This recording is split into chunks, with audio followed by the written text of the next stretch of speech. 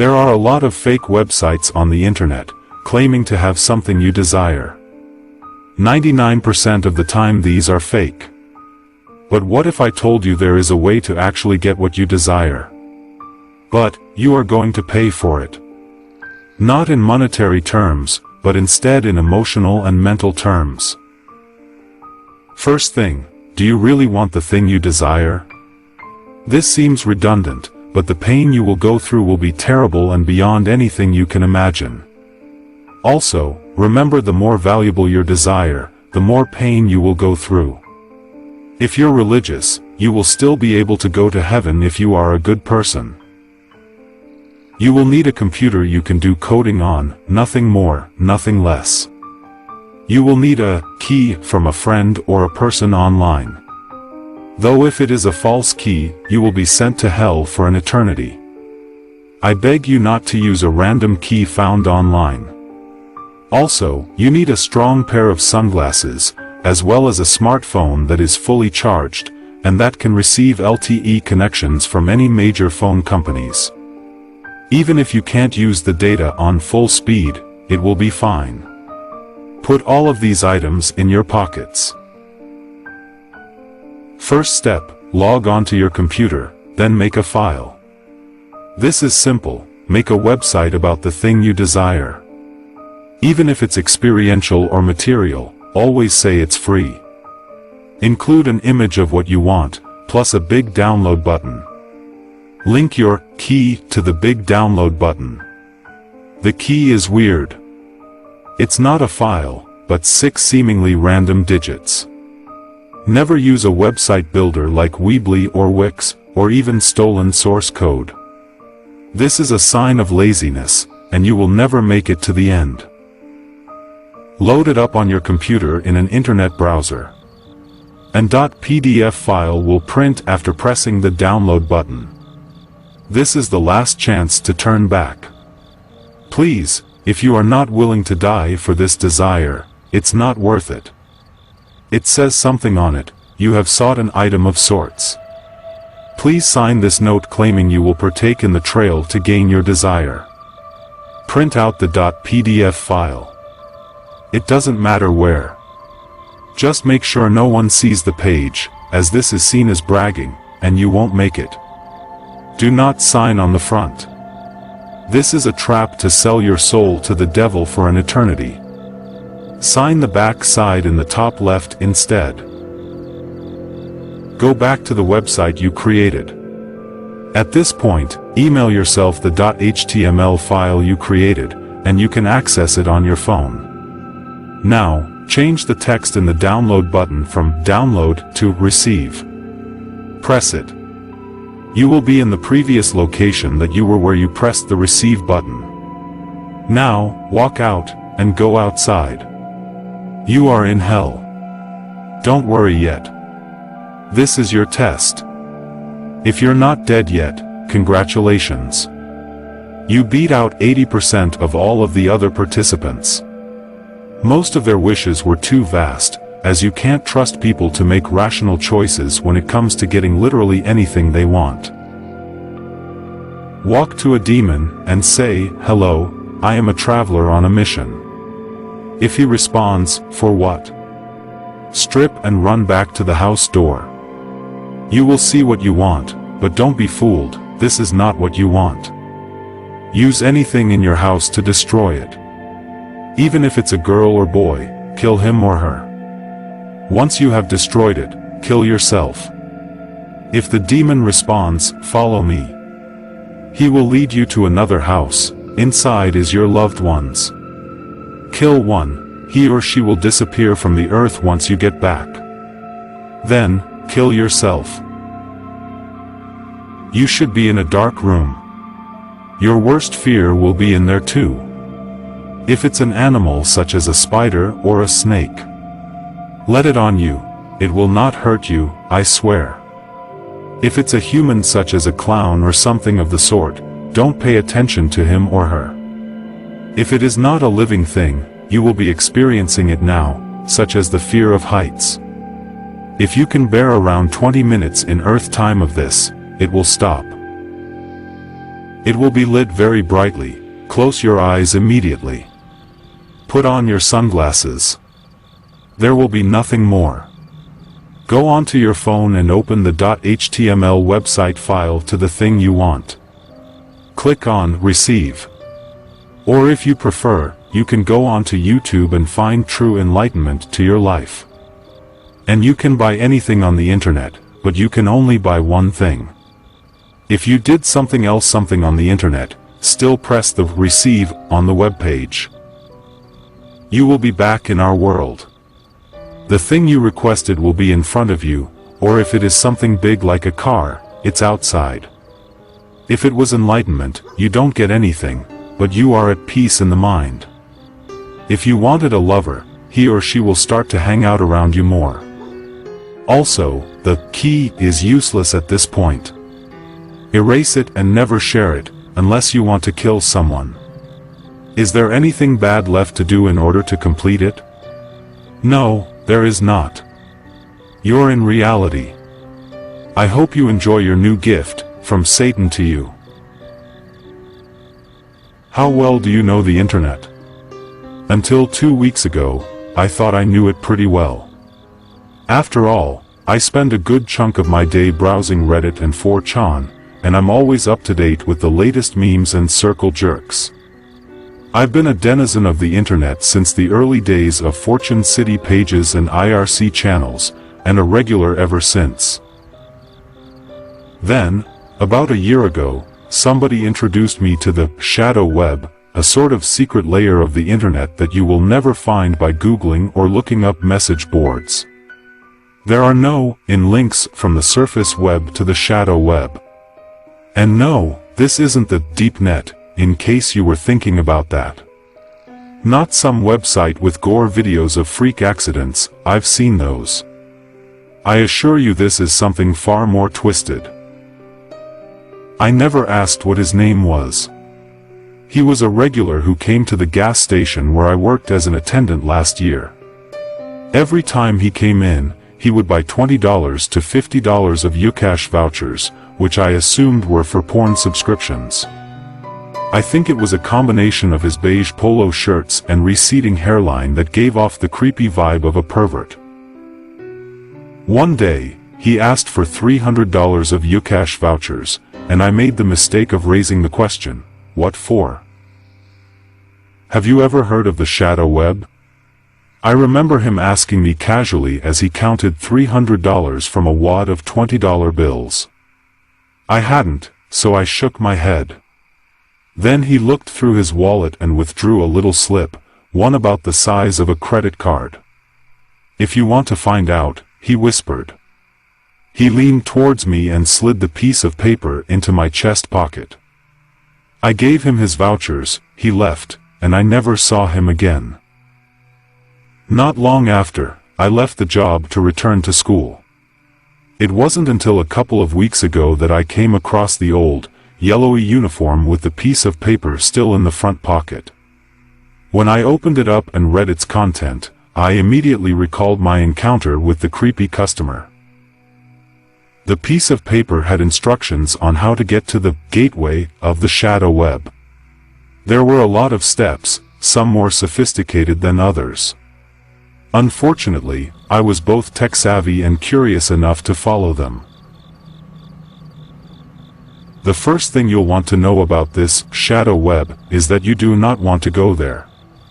I've seen plenty of fucked up things on the web, but nothing comes remotely close to the things I saw on the SW. Thinking back, I should have noped the fuck out the instant I saw the front page. I don't know why I hadn't. Maybe something is wrong with me. When I got to the gateway page, which resembles one of those welcome pages that pops up when you use the free Wi-Fi at the airport or at the mall, the first thing I noticed was the word corpse fucking. It was underneath a search field among 30 or so other words which I assumed were the most commonly looked up things on the SW, things like skinning and mutilation. That should have been my cue to X out. There were a lot of other things, too, other than sexual content and graphic gore footage. Things like instructions on how to make DIY roadside bombs. Things like a Craigslist for cannibals and people who wanted to be eaten by cannibals. Things like a marketplace to buy and sell stolen identities, either individually or in bulk. I spent almost an hour reading up on leaked war documents and diplomatic cables on a site called avenge.shweb. The website looked very retro, if you know what I mean. The layout had frames and each frame had its own scroll bar. When I found myself clicking on links without thinking twice, I realized I had become comfortable on the shadow web. Don't ask me how I came across this next website. Curiosity got the better part of me, and I clicked on things I shouldn't have. I'll spare you the actual name of site because I know some of you will make the same mistake that I did thinking it can't be that bad. It can. When I got there, I noticed the Ucash logo at the bottom of the page, indicating that paid services were available. It was in fact a live webcam show, but you only paid if you wanted to be the director. Viewing was free. Beneath the live feed of a webcam was the login page to a chat room. It prompted me for a screen name when I clicked on the join button, so I entered AskFast like I always do when commenting on Pornhub or X videos. As soon as I got past the login, a torrent of messages flooded the screen. Most of the messages were in English, a few were in Japanese, and I think some were Arabic or Farsi. The number of participants in the chat room fluctuated between 150 to 200 people, but that's only the number of people who bothered entering the chat. I suspect many more were watching anonymously.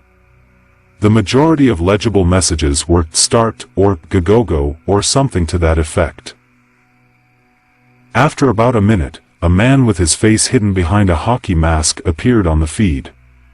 I remember him having dark brown skin and being really skinny. Like, starving Ethiopian skinny. Shortly after that, everyone was set on mute, everyone except for one user by the name of Italian Goat who I figured was the director of this show.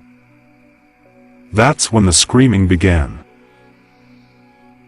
She was blindfolded and tied to a wooden chair with her hands behind her back.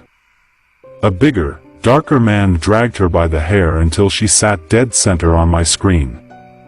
I watched her try to struggle free from the ropes, but she was so tightly fastened that you could see the bruising. God knows how long she had been tied up like that. Finally, the bigger man took the blindfold off, and she stopped screaming. When she looked into the camera, she seemed to realize what was about to happen. She started crying and begging the two men in what I think was Arabic. Then a message popped up on the chat.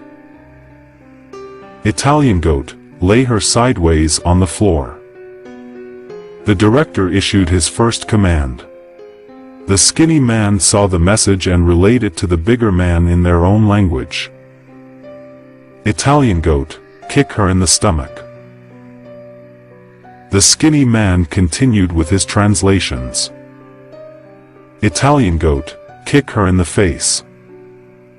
The screaming got louder and louder. What the fuck was I watching? That was it for me. I reached for my cell phone, ready to dial 911. Italian Goat, stomp on her tits. Italian Goat, tell your friend to kick harder, I paid good money for this. I was in so much shock at this point that I couldn't take my eyes off of the screen. The kicking went on for another 10, 20, 30 seconds. It seemed as if it went on forever. Italian Goat, now slit her throat. When I read that last message, the churning feeling in my guts intensified. No, no, no, no, I kept thinking, somebody stop this. I tried to type into the chat, but the input field was grayed out. The woman cried even louder when she heard the man relay the last request. Italian Goat, wait, no, not yet. The skinny man held one hand up to signal his partner to halt. My breathing returned to normal for a second, thinking the woman was spared. At least for the time being. Then the director continued. Italian goat, take out her eyes first. The skinny man stared directly into the webcam. I couldn't see the entirety of his face, just his eyes and the small patch of skin around each one. In his eyes I searched desperately for the slightest hint of hesitation. Please, put a stop to this, I prayed, but I kept the mouse cursor hovered above the close button in case they did not. And then, the skinny man began typing, and a second screen name popped up on the log. Admin, another $500. My mind froze when I saw the number. $500. This woman was being tortured and possibly killed for a meager sum of $500. I was making as much every other week at the gas station, and I was barely making minimum wage. If I could offer $1,000 to stop this, I would. I would empty out my savings account if it meant saving her life. I would, I swear on my life. I'd pay anything to stop this madness. Italian goat, okay. I quickly shut off the screen before I could see any more. I wish my common sense could have kicked in earlier. I ran out to the yard where I regurgitated about 2 meals worth of vomit.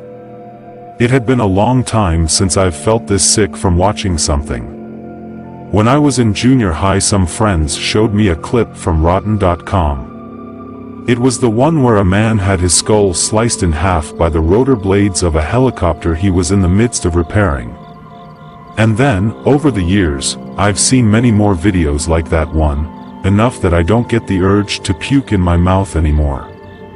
But let me tell you this, seeing a live footage of a real person being tortured is stomach-turning on a whole different level. When I was done spitting out the last bits of bile in my mouth, I heard screaming coming from my room. It was then I realized that in my haste to turn the monitor off, I had forgotten to turn the speakers off as well. Her screams got worse and worse, until finally I was able to reach behind the desk and disconnect the speakers from the computer. The silence that followed was unbearable. It was as if by my own hands I had silenced her, killed her. I felt remorse such as I have never felt before. I killed her, I thought to myself again and again. I killed her. The feeling was unreal. I had to find out if she was alive. As I reached over to turn the screen back on, a voice inside my head begged me to stop. I do not want to see what I'm about to see. But before I could stop myself, my hand had already acted. The image on the screen was an image I will never, ever forget. The severed head of the woman sat there straight across from me, both eyes missing from their respective sockets. That face, that warped, misshapen face have haunted me ever since. Even now as I write this, I can feel her hollow eyes glaring at me from behind. I sleep with all the lights on, the TV on, but nothing helps. Right before I shut down the browser and reconfigured the network settings to access the good old regular internet, I remember seeing one last line on the chat line. It is easy for the lost and the outcasts to find solace in technology. When you are lonely, you grab hold of anything that grants you comfort and eases your pain. Robert was such a person. He spent his days on forums and comment sections seeking out validation in his existence.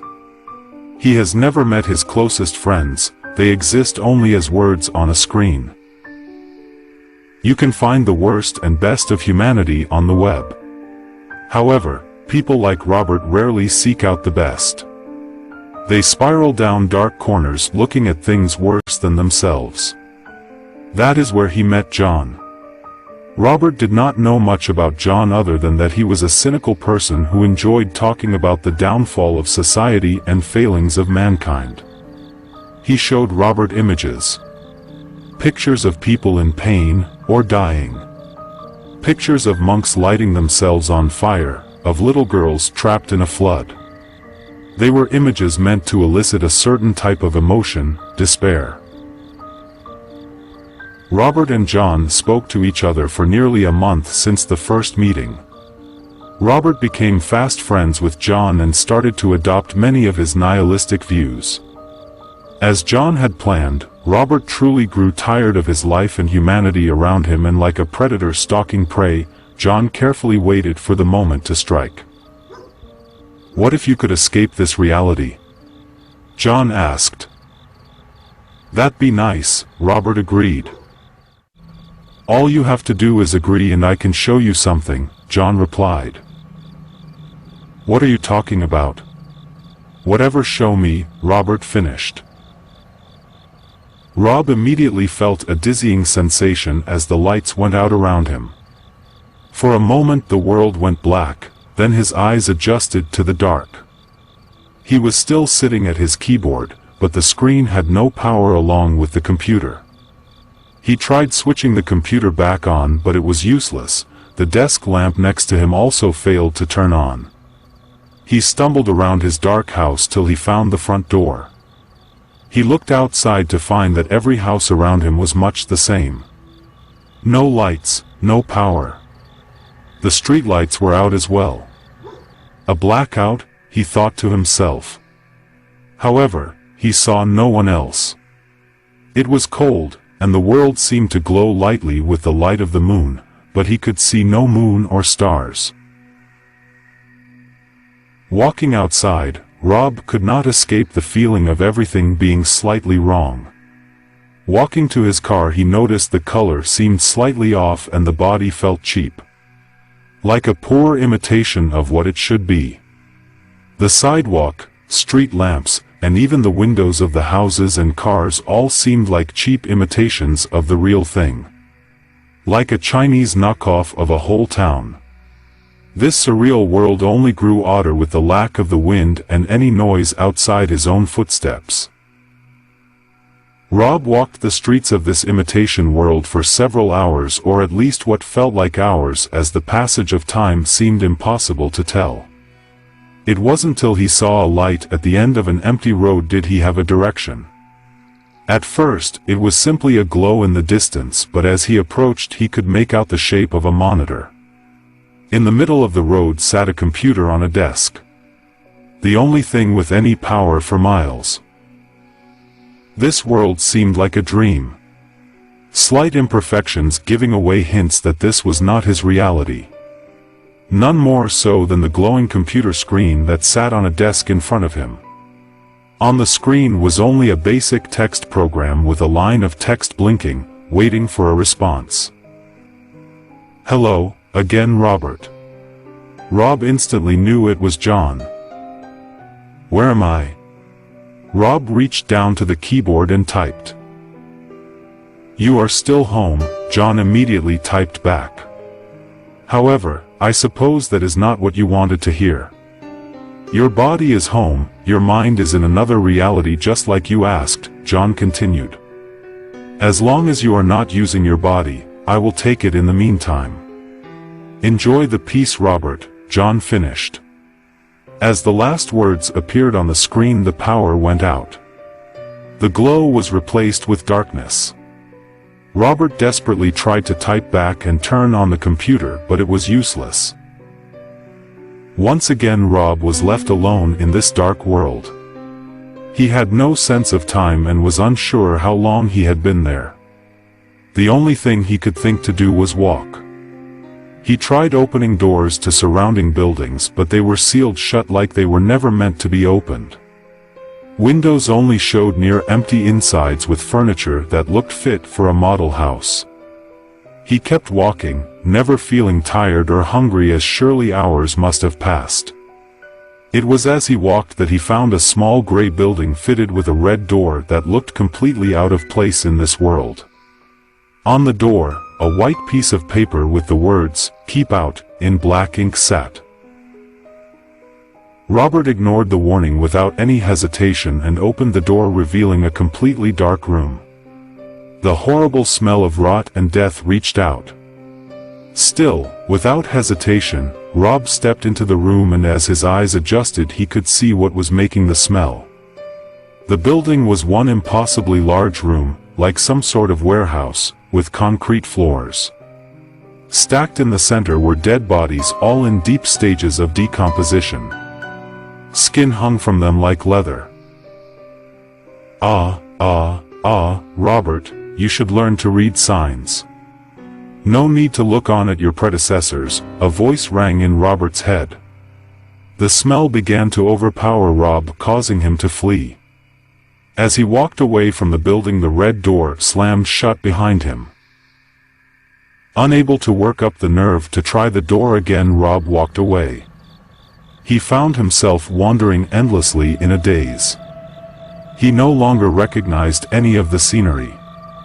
Architecture and age seemed to change rapidly. Buildings and styles years apart sat next to each other. Yet, it all seemed fake. Like props on a movie set, they could pass for the real thing from afar but fail on close inspection. He could not escape the feeling of being watched as he moved along.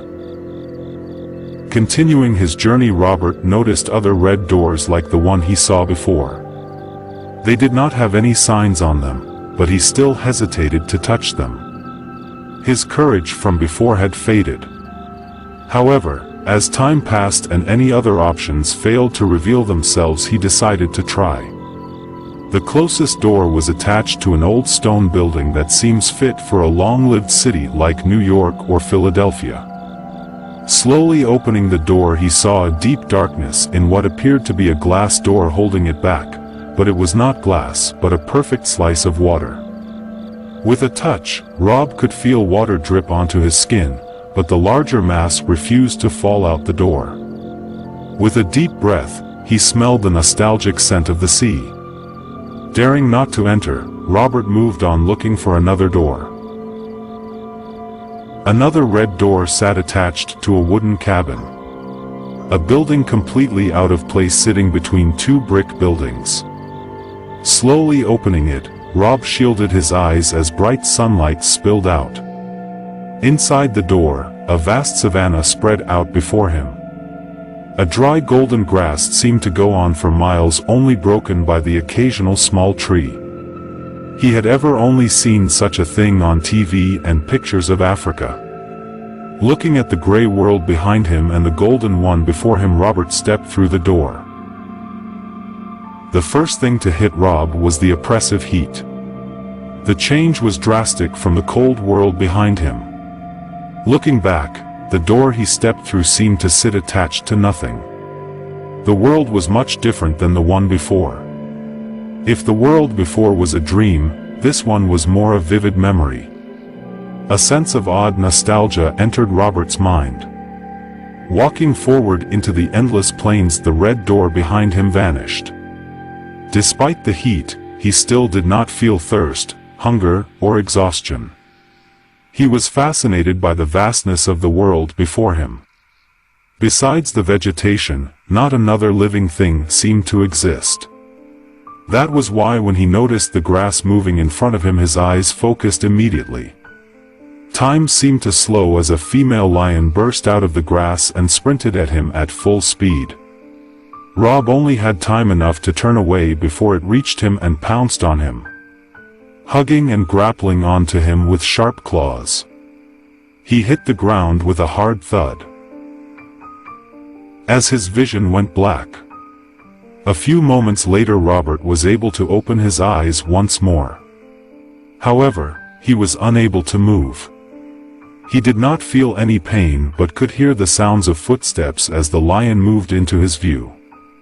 It looked into his eyes before opening its jaws and reaching down to bite him in the throat. He awoke once more on the cold streets of the gray world before, gasping for breath. A dark voice laughed in Rob's head once more. "Curiosity can be a dangerous thing, Robert. It killed the cat after all," John said with a laugh. "I am about done on this side. You will be home soon enough. You were a good sport, so perhaps I'll sate your curiosity a bit." The red door before him opened again. This time, a different scene lay before him. A vast village made of sandstone sitting under a bright sun. I am old, Robert, very old. The door closed again as John spoke, only to open again. This time to a small computer server room. Electronics in black boxes lined the wall while a single computer screen and keyboard sat on a desk at the end. However, even old things can adapt to the age, Robert. It's time now, I can't stay here for long, the voice of John spoke for the last time, the human body simply can't handle it. The world around Rob started to fade, his vision blurred, it turned black with a familiar dizzying sensation. When light entered his eyes once more he found himself in a cold wooded area. Rob tried to center himself but he did not have the energy to stand. He was desperately thirsty, his whole body felt dry. When he finally glanced at his arms he tried to scream but his dry throat could not get a sound out. He could see his bones with leathery skin hanging off of them.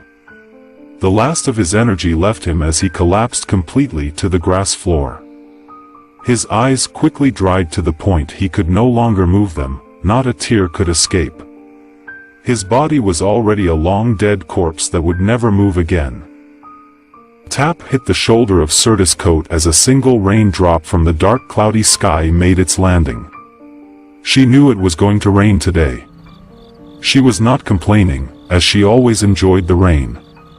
Leaves crunched beneath her steps as she finally finished walking through the narrow alleyway and made her exit onto the street near the clock tower. The bell chimed tenfold right on cue as Curtis watched a lean man in black enter the cafe. The instructions Curtis had been given were vague, but easy: go to the timeless cafe just before 10 p.m., wait for the target, and then take him out at your own leisure before 11 o'clock. She was no stranger to easy contracts. This world was a cruel one and in the grim work of assassination easy money was not hard to find. Curtis did not find the job to be too complicated. All assassination requires is common sense, a means of murder, an unsuspecting target, and someone to pay for the deed. To make her job even easier, Curtis gained all of her contracts online through the deep web from those that wanted people in her home city dead. The concept of anonymity among her employers was a bit unsettling to her at first, but she had become used to it. A faceless text under a funny username would give her a location, name, and conditions for the assassination. To make things even easier, she was often paid up front. Sometimes if the contract called for conditions too demanding, her untraceable identity on the dark web allowed her to simply accept the money and not make the kill. However, on nights like this one, Curtis would be given a contract so easy that it would just be pure laziness to not follow through with it. Curtis' target was seated near the window of the cafe where he placed his order. He began reading from a brown book while he waited and minutes later was brought out a plate containing various breakfast foods. Curtis' phone vibrated, prompting her to reach into her coat pocket. "Is he in the cafe?" the text from her anonymous employer read. "He's enjoying his last meal," she quickly replied. Curtis placed her phone back into her pocket and walked over to the nearby coffee stand, purchased her favorite latte, and sat in the bus stop across from the cafe. She pretended to be browsing the web on her phone as she was able to stealthily observe the man she would soon be killing. After about 20 minutes had passed since his arrival, the man finished his meal and then returned to reading as he sipped his coffee in unorganized intervals. Curtis walked over to the nearest trash can, tossed her empty cup, and made her way back to her seat. She watched him finish up and pay the waitress as she wondered what this guy had done to make someone want to kill him. As the man walked out the cafe door, Curtis checked her phone again. "It's been over half an hour. Is he dead yet?" the text message from her employer read. She quickly replied to the text with an "about to be" as she watched the man with the corner of her eye. The man pulled his hood over his head, checked his watch, and began slowly walking down the street after sliding his hands into his coat pockets. Sirtis waited and watched as the target walked and put a bit of distance between them. Sirtis thought to herself about how easy this would be as she took her first step forward and maintained a pace slow enough to not be noticed, yet would not allow the target out of her sights. Her phone vibrated. "Better kill him soon," she read as she noticed the time was 10:46. After a while of walking through the near desolate street, he made a quick turn into an alleyway. Perfect, a subtle smile formed on her lips. However, Sirtis turned into the alleyway only to watch her target disappearing around another corner. She quickened her pace. The rain became heavier. She couldn't lose him, the payout was too great for such an easy target. As she reached the corner and focused her eyes down the narrow space, she swore under her breath when he was nowhere to be seen. How the hell? Sirtis couldn't believe it. No way did he already walk all the way down the alleyway. Unless he had been running. Sirtis began jogging down the alley. Her jog growing into more of a sprint as she came to the realization that the target may have been onto her. Damn it, damn it, damn it, she cursed herself for being so arrogant. Sirtis turned the next corner, venturing deeper and deeper into the nearly lightless alleyways. She could find no traces. The alley was silent enough for her to hear the vibration of her phone this time. She slid her hand into her pocket and lifted up the device. Too late. Without warning, a sudden pressure struck Sirtis in the back. The woman cried out in agony as the pressure transitioned into a sharp pain. She felt the blade exit her back. Just as she felt the blood begin to pour, the pistol hidden in her sleeve slid into her hand as she quickly spun around to face her attacker. Her firing arm was caught as she met the frigid red eyes of her masked assailant. The now familiar sharp sensation pierced the side of her abdomen. Though his face was covered, she could feel the masked figure staring directly into her eyes without remorse. Sirtis dropped to her knees, the rain puddle beneath her now gathering a deep red. As she looked up at the shaded silhouette, she noticed something. The clothes, the hood. This was him. This was her target. You made this all too easy. I'm disappointed, his icy voice given a slight echo from beneath his mask. He tossed a cell phone in front of her, the screen revealing that she had been directed to walk right into this. Sirtis reached for the gun she had dropped only to feel the crushing sensation of the masked figure's boot coming down hard on her wrist, the loud crunch and sweltering pain hinting it to now be broken. You didn't think you could accept a payment and just walk away, did you? He continued crushing her wrist, his boot stepping down harder and mangling it even further. What more to expect from such an amateur, his gloved fist clenching. Sirtis screamed briefly before being silenced by knuckles to her jaw. Guess it all caught up to you. Guess you let your guard down. He stepped off of her now shattered wrist. As the blood filled her mouth, Sirtis had to know. WH. What's going on? The poor girl managed to mutter out. They hired me. I hired you. Now I stand before a dead woman, he spoke as she regretted her conceit. Her eyes followed a passing brown leaf from the autumn night before focusing on the assassin's blade, the edges dripping with her very own blood. The bell chimed as the distant clock tower struck 11 p.m., her hour of exodus and the last sound she would ever hear. What do you do when there is nothing else left? I was a college graduate who, 2 years after collecting my certificate, was still unemployed. There was a gaping blank on my resume. Add to that the fact that my debts were out of control, and it's fair to say I was a mess, and growing ever more desperate. So what was I doing about this? How was I digging myself out of a hole? I was staying up all night trolling through the internet. Is there a point at which the internet does end and sanity begins? I neither knew nor cared. I watched thousands of clips, read conspiracy theories and news reports until they blurred into one stream of hyperbole. I slept fitfully during the day, and went back online the minute I woke up. I would surf, even though I needed to go to the bathroom, until it hurt. I forgot to eat or drink, and soon I had a permanent background headache. Like a lot of addicts, it was not long before I moved on to the harder stuff, the deep web. I was sickened by a lot of what I saw, but still immersed myself more and more. When I stumbled across the site that changed my life, it looked fairly innocuous at first. There was a simple hero image of the outline of a human body, and a drop-down menu in the top right-hand side accessed via 3 short lines. For other people it's one more bet, one more drink. I clicked on one more link. I was surprised to see only 2 options, buyer and seller. I wasn't going to be buying anything real soon, so I followed the Warren Marks seller. This sub-menu left me open-mouthed.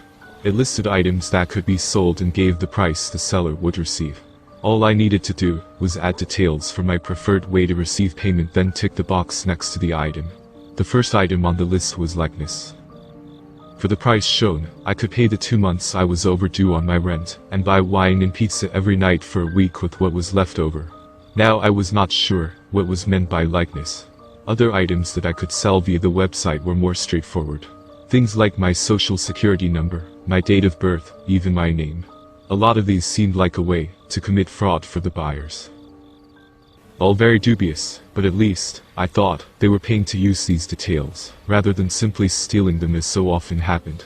Likeness seemed more ethereal though. I decided it meant the right to use my image. A photograph of my face. I also decided I really wanted a beer and pizza, and to be able to tell my landlord to get off my back, because I have paid your damn rent. I added my details for the money transfer and ticked the box next to likeness. Press submit. A transaction processing symbol turned into transaction complete. A new box appeared giving me the option to comment. I typed, "Do you need me to send you my photograph?" thinking this would answer my question about what exactly I had just sold. A moment later the reply came. "We already have it." I flashed back to some of the things I had done in front of the computer screen, then decided I would rather not think about it. Feeling nervous, sure I was being scammed, about to kick myself for being so naive, I checked my balance. What do you know? The money was in there. I went back to the good old innocent web and ordered the largest, most overloaded pizza I could think of, then began to add sides. It took 2 weeks for me to blow the money from selling my likeness. I had had a great time, without leaving my apartment, and I had paid no rent. Not to worry, I told myself, and returned to the deep web and my new favorite website. This time, I hovered over fingerprints. 30 seconds considering, flagged a dozen dodgy things this could lead to, but it was the money I would make that made me think, whatever. I ticked and submitted. This time 10 small boxes appeared on screen with an instruction for me to place the ends of my fingers in them. Which I did, and within seconds the transaction was complete, and within minutes I could see that I was once again flush. Problems over. I could pay my rent and enough off a credit card to make that bank back off. In the comment box I typed, "Thank you." The reply was almost immediate, "You are welcome." Now, I don't know if anyone reading this is a gambler. But I guess if they are, they would not by now have put money on me spending the money wisely. And they would be right. This time, I told myself another couple of weeks later, I would get my act in gear. I spent significant time going through the items I could sell and created a spreadsheet with how much I owed, so I knew the amount I needed to earn with this one final sale a part of me. I had decided, you see, that this had to be the last time. There was a relatively small number of things left I could sell, that I was prepared to sell. My name, date of birth, and social security number were still no-goes. I did not want to risk losing the ability to have a bank account and find employment. A history of being a disaster did not mean, in my mind, that I always would be. So, one final sale it was, then clear my debts and find a job. I ticked the box next to sell body part. From the next list, ticked kidney. I was close to hyperventilating when I pressed submit. Close to tears not long afterwards, when I checked my balance. I felt a huge pressure being lifted. With this money I could finally get my life back on track. The comment box already had text in it. I had been too worked up to read it, so I took a deep breath and did.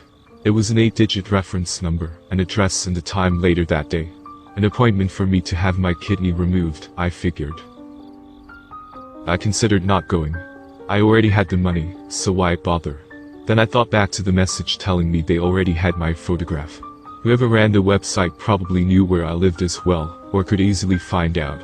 It was not rocket science to work out that they were probably bad people, criminals, some kind of gang. Not people to cross or mess with. I felt sick as I left the apartment at the prospect of having an operation, but also elated at the amazing things lying ahead for me. I just needed to get this over with. The address turned out to be a nondescript building on the outskirts of town. The windows were all shuttered and there was no signage, just the human outline I recognized from the website. The keypad was fixed into the wall next to a sturdy-looking door. Not sure what else to do, I entered my reference number. The door slid open with a sigh. My stomach doing backflips, I stepped inside. I could hear the drone of an air conditioner, but still suddenly felt very hot. Nerves, I told myself. Totally natural. I seemed to be in some kind of reception area, but it was deserted. Scratch that. A man appeared. He was wearing a white overall and mask and safety glasses. He may or may not have been smiling when he said, "Welcome, let's get you prepped." I followed him along the long corridor. The walls were blank, whitewashed, and the smell of antiseptic was growing stronger. Eventually, he turned off into a small windowless room. I hesitated on the threshold. There was a raised table, fluorescent strips overhead. A stack of equipment next to the bed. Medical, I guessed, though I had no idea. "Please," the man said and gestured that I should come in. I smiled weakly and did. He gave me a robe to put on and turned to do something to the equipment while I got changed. I assumed I needed to lie on the table, and when he looked round from whatever it was he had been doing and saw me, he said, "Good." Made me feel like a dog rolling over and playing dead, but I kept this to myself. I did though have some questions. "Is this safe?" I asked. "Perfectly," he replied without missing a beat. I wasn't sure. I felt hot to the point where I thought I was going to faint. And the lighting overhead was flickering, making paint start to flower above my eyes. "I'm not sure I want to go ahead with this," I said. "There is nothing to be concerned about," he replied, and, before I realized what was happening, had nicked the skin of my neck with a needle. I immediately felt an unpleasant tingling sensation, and a numbness began to spread up into my face. He picked up a tablet computer that was resting among the equipment, and studied it for a moment before turning back to look at me and asking, "Now, which eye would you like to keep?" "What?" I exclaimed, or tried to, because my lips were numb and a word came out slurred. "What are you talking about?" I managed. "I sold one of my kidneys, not my eyes." I did not wait for an answer. I was horrified and decided I wanted out of there. I tried to sit up, but the numbness had spread to my spine, and then my arms. I was helpless to do anything but lie there, and watch as he once more studied the tablet. "No, no," he said in a quiet, relaxed voice. "The records show that you agreed to sell a body part, but did not specify which one." "I took kidney," I tried to say, but by now my mouth would not move, and I could not feel my tongue. I could feel my heart beating faster and faster, felt like I could not breathe. Cold sweat trickled down into my eyes, blurring my vision. I could see this. I could not feel it. I wanted to scream. Wanted to cry out in terror. But my jaws were locked, my limbs useless. All I could do was watch as the scalpel came into view, and as he lowered it slowly towards my left eye. "It will all be over soon," he said, and then the blade became a shadow over my eye, a darkness that was soon all I could see. That was then. This is now. I am writing this in an internet cafe, after trashing my laptop's hard drive and ditching it. There's just me in here and the owner. I think he would like me to leave from the dirty looks he is giving me. But before I head off, I have one more thing to do. I have enough money to buy a coach ticket and go a long way from here, away from everything and everyone I have ever known. I have just logged onto the site and found what I am looking for in the seller menu. Name, date of birth, social security number. I tick sell on all three, enter the details in the boxes that pop up, press submit, and moments later the money is in my account. I have been withdrawing as much cash I can daily, and after I go across the road to the ATM and withdraw the latest amount, I will snap my card in half and throw it away. Only, the screen has changed, the comment box has opened up, and a new message has appeared. We like and follow you. I feel tears begin to flow from the eye they did not take.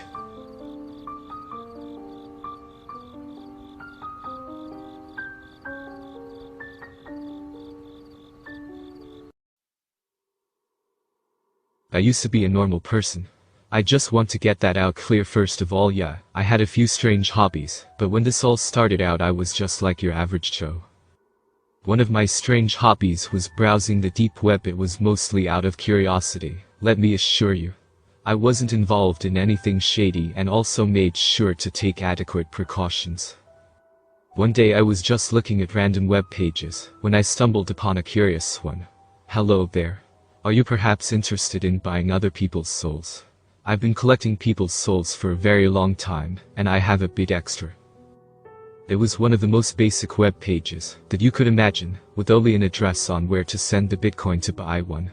I laughed when I saw this. I had seen my share of scams on the deep web, but this one was new. I went to close the window before something popped up on my screen. Hello there. I see you're browsing my site. My heart nearly froze as I saw it was a chat box. But I was sure the security measures I had taken were sufficient to prevent someone from tracking me or hacking into my computer. How did this pop-up appear out of nowhere then? Relax. I just noticed that you were going to leave without buying anything. It seems you haven't been convinced what I'm selling is real. Why not try a free sample? A simple yes and no dialog box appeared. Now, I should have clicked on no, but in my curiosity, I clicked on yes. A bad decision in hindsight, but I wanted to know where this was going. It's rather hard to explain what possessing a soul is like. You probably think that a soul is immutable or indestructible, in other words. And you'd be right. In that moment I could tell in my head that I held a single soul. But there was a way for me to manifest it in the real world. It appeared as a tiny ball of light no bigger than the smallest bone in your pinky. I reached out to touch it, and a flood of memories entered my head. The soul was of a woman by the name of Alexandra Cortez. She had not had a very happy childhood, and had escaped her home when she turned 16. A few bad decisions involving drugs and she had literally nothing left on her, and was slowly dying. It was here that her memories became less clear. There was a strange shadow that I could see, but nothing clearer than that. Mind you, everything else that I could see had been as clear as if I was the one seeing it. But this figure was covered in what I could only describe as dark smog. She had sold her soul to this thing in exchange for money. The rest of her life was rather good, not fantastic by any means, but it was still decent, and paradise compared to what she had suffered earlier. It all ended one day, when she was walking along a dark street corner and a man ambushed her. She died that night, though not the 4 hours of torture at his hands. There was far more. Of course I had her entire life in my hands, but I only put down the important bits given her whole biography could fill up several books. That wasn't all though. I could hear her thoughts as I held her soul in my hand. She was pleading, begging me to let her go. Now, you're probably wondering what the afterlife is like. I have to confess that I never found out, just that there was something beyond where souls could go to. After listening to her pleadings I agreed to let her go. Much as I said earlier, I can't really explain how I let her go, just that I did. She vanished before me, and the light also went away with her, leaving my mind completely clear. I thought what had happened was just some sort of odd hallucination, or rather, I hoped that that was what it was. I didn't want to believe there was some monster collecting souls around on the internet. That was until 4 days later when I got an anonymous email linking back to that site. Hello there. I hope you enjoyed your free sample. Perhaps you would like to purchase another. We're having a sale now. The mail confirmed for me that it wasn't some weird fever dream, and after a moment's hesitation, I decided to make an actual purchase. I should have realized that something was wrong the moment I saw the prices. They were dirt cheap, which made very little sense given what I learned later on. I got the souls of 3 more women and they were quite similar in many ways. Much like with Alexandra, I couldn't see the entity they sold their souls to properly. The amounts of money they got for their souls were quite staggering. I had barely paid 0.00001% of that price. Again, that should have told me that something was off about this whole thing, but I was rather oblivious to the fact then. What I was more focused on was that they had all died in similar ways, by being ambushed by a man. They never saw his face though, but they had all died in agonizing ways. Letting their souls go free brought a certain peace to my mind. Kind of like animal rights activists who buy animals intended for slaughter and then release them, I guess. Except I was releasing these human souls from damnation. I highly doubted that whatever entity bought them in the first place was kind to them. I bought another one a few days afterward, and it was here that things took a dark turn. It was the soul of a man named Christopher. I don't want to share his full name here, but that hadn't even been what I had been concentrating on at the time. No, when I went through the memories of his life, I was sickened by what I saw. This man was a serial killer. Those 4 women I told you about earlier. He was the one who had killed them. He had done it to over 17 more. The mere thought of it made me want to throw up. Again, I couldn't see the figure to whom he sold his soul to. He hadn't done it for money, no, he had been caught by the police, and had exchanged his soul for getting out of jail. Some sort of legal loophole was there because the police didn't document a piece of evidence correctly, and he was let go. And he killed again. And again. 10 more victims before being caught and given the death penalty. Much like those before him, he begged to be released. But no sort of compassion emerged in my mind. I was sickened by what he had done and appalled that he had suffered so little compared to his victims. In my rage, I took hold of his soul and wondered what I could do with it. I could now hear him pleading again in my mind, but I ignored that and lit the stove. I then dropped a small ball of light onto the flame. Oh, he definitely felt that. He couldn't die, but he could feel the flame consume him. I could hear his screams, and though at first I was disgusted with myself, I learned to live with it. This man had no regrets or remorse for what he had done aside from the fact that he was dead. It became a daily routine for me. I would try to find new ways to torment him. I would stick him in my freezer. I would stab his soul with a knife. I even thought about buying acid from somewhere to dip him in, but that would have raised too many questions. I never really considered myself to be a vindictive person. I think it was because I had been so close to some of his victims, and had felt all they felt when they died, that I did what I did. Eventually, I got tired of this after a few weeks and let him go, but in case you're worried, I assure you he suffered 10 times worse than what he had dealt out.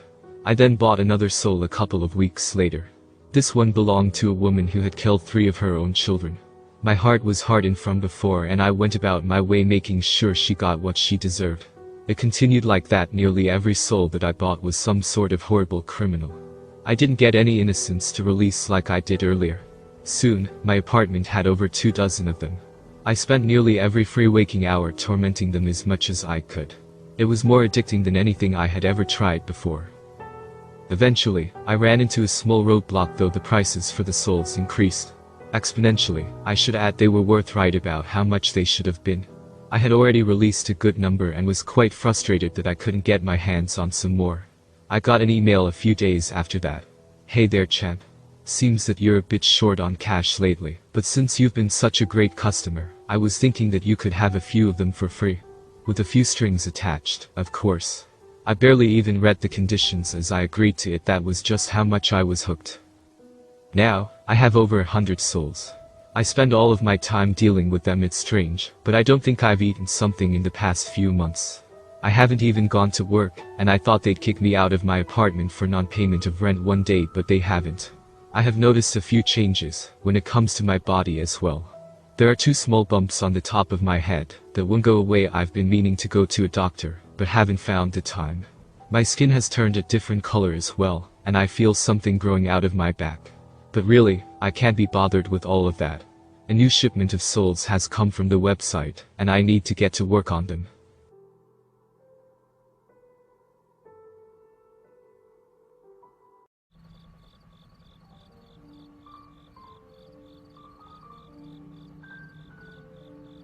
I wish I'd never watched that video.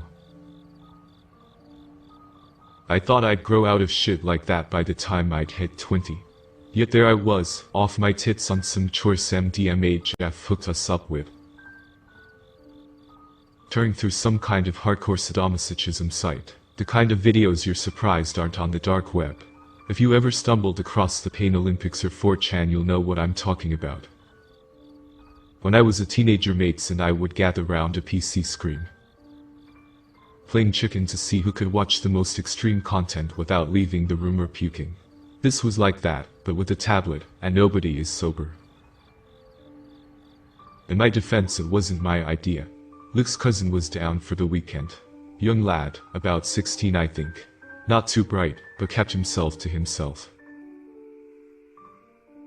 Which meant he wasn't going to get us caught sneaking him into the rave underage. As usual, afterwards we found ourselves at a flat party, and then in Luke's bedroom. It wasn't until about 4 am, when those who were able had sauntered off to get laid, that the usual rounds of spliff and internet began.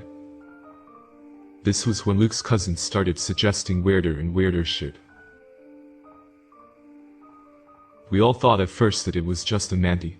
He was young after all, and teenage desire to be seen as edgy mixed with calm-down anxiety was a plausible explanation.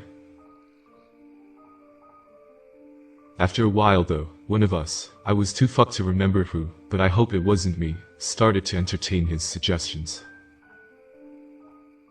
Everybody there enjoyed horror films after all. We had more than one forum saw our hostel marathon after a night out. What was the harm?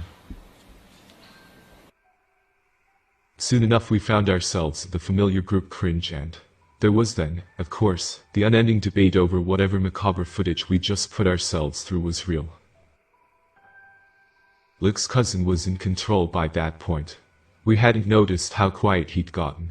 He sat there on the floor, legs crossed, leaning forward every so often to click the next video. Had this look on his face the whole time, like he was searching for something specific. He never skipped anything though. No matter what the video showed, he just sat back, watching whatever it was making the rest of us make melodramatic retching noises unfold. Once one video finished, he scoured the algorithm's suggestions for the next. He'd ignored all of ours by this point, so we'd stopped bothering.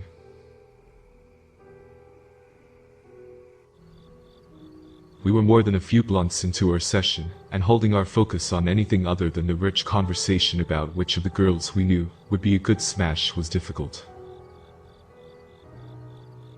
I remember him sighing disappointedly at every video he found, except for the last. When he found that one, he licked his lips, rocking slightly. He must have known. No way the creepy little fuck found it by accident. When he clicked play, we all knew this one was going to be different. I'm not sure how. Call it instinct. Something was off about it, which when you consider the kind of website we were surfing said a lot. Before the footage started, the rest of us had been laughing and joking in a blunt smoked haze. The vibe of the room switched in less than a heartbeat. The moment sound started to seep from the tinny speaker, every chemically stimulated mind enraptured by the figure on the 12-inch tablet screen. It was a girl. Younger than us, but older than Luke's cousin. Pretty, but not in the conventional sense. I say pretty because she wasn't exactly hot. Not the kind of looks you try and buy a drink. She had a pleasantness to the eye that I can't really put in words. To describe her would make her sound plain, almost ugly. Drooping cheeks, large eyes surrounded by makeup done a little too much, lipstick ever so just the wrong shade of red. Hair that had been brushed but was in obvious need of a wash. Not the sort of girl I'd give a second or third look under any other circumstance. In that smoky room she was all I could think about. The first 2 minutes of footage were her staring at the camera in front of a grey wall. The shot was well lit, and the camera was expensive. All the lines and imperfections of her face were visible. Her mic was clearly pricey, too. When she finally parted her lips, the sound of them peeling apart was quite audible. The breaths between her words came through as though she were in the room with us. She talked for a whole 5 minutes, before anything interesting happened. I don't know when the lads had last focused on something for that long at that time in the morning. Maybe never. Luke, Hunt, Jack, Lyle, and I all sat on the mattress in beanbags, hypnotized by the movement of her puffed lips, whispering semi-nonsense at us. She spoke a lot about necessity and excess, about evolution and optimization, deconstruction and renewal. Subjects that didn't really seem to be linked to me at the time. It goes without saying I understand it all now, but then it just came across as meaningless word salad. It didn't matter. I would have listened to that face read even something as dull as the Bible for 500 years if given the chance. She said her last words and held up a potato peeler. I didn't think much of it. I was too lost in those dark eyes of hers. She asked us all to remember that everything we do is to achieve perfection. Something like that, at least. The exact phrasing doesn't matter, it's the idea that counts. Perfection. The room, with the exception of Luke's cousin, jumped in unison when the footage cut to black. The switch was accompanied with a loud crash, the sound of something heavy landing on the lowest notes of a grand piano. You can try this at home. The words appeared letter by letter in a white typewriter font. Sporadic detuned piano notes played over the scrolling text, along with muffled grunts and the scraping bangs of God knows what being dragged across the floor. The hair on my arms stood on end. I wasn't grinning and laughing anymore. I was still high, but barely. From the quick glances I exchanged with the rest of the lads I could tell they were in a similar state. Everybody except Luke's cousin, of course. The camera had been moved about 10 feet away from the woman. For some reason this didn't affect the definition of her face. The wrinkles of her top lip, the poorly concealed spot on her nostril, the blobs left over from over-generous application of eyeliner and mascara, all were just as clear as when she had been a few inches from the screen. She wasn't smiling anymore. Her drooping cheeks were slick with tears, and they wobbled in time with the trembling of her jaw. Her large eyes stared into the camera, into us, pleading for help. Both sides of the screen knew wasn't coming. She was still holding the potato peeler next to her head. Unlike her bottom lip, her grip was steady. We could see her clothes now, too. She was wearing a skirted suit. And an expensive one at that. My plan for after uni was to go into banking. I'm versed enough in tailoring to recognize quality fabric when I see it. The sobbing woman had on the uniform of the financially successful. The men stood either side of her were naked. They were each a few feet taller than her. An impressive feat, since even though she was sat down, you could tell the woman was tall. The length of her slender legs was a testament to this. How their stubby legs supported their weight was a mystery to me. The hanging belly flap almost touched the floor. Their skin shone with grease, sweat and dirt. And were it not for the fact I knew it's impossible, I would have sworn under oath that I could smell the pungent odor of curdled milk whenever I looked at either of them for too long.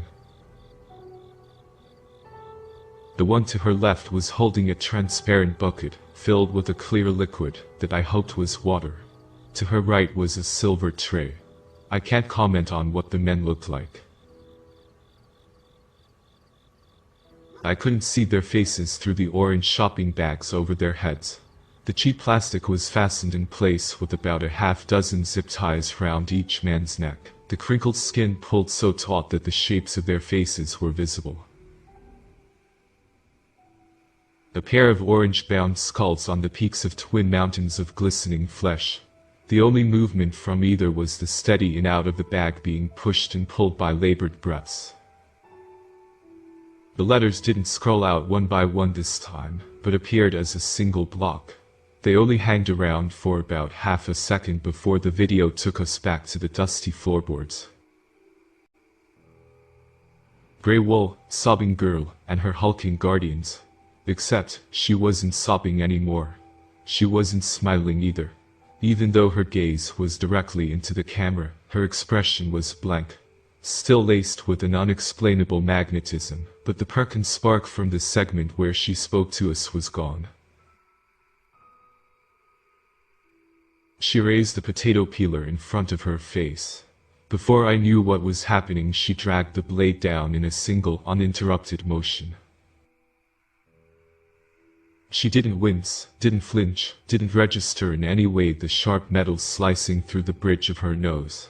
The removed flesh rolled itself into a damp curl as she peeled. It fell to the ground with a wet splat that was far too loud for comfort. Scarlet gushes joined the streaks of dark makeup her earlier tears had dislodged. Pale bone was visible in the wound.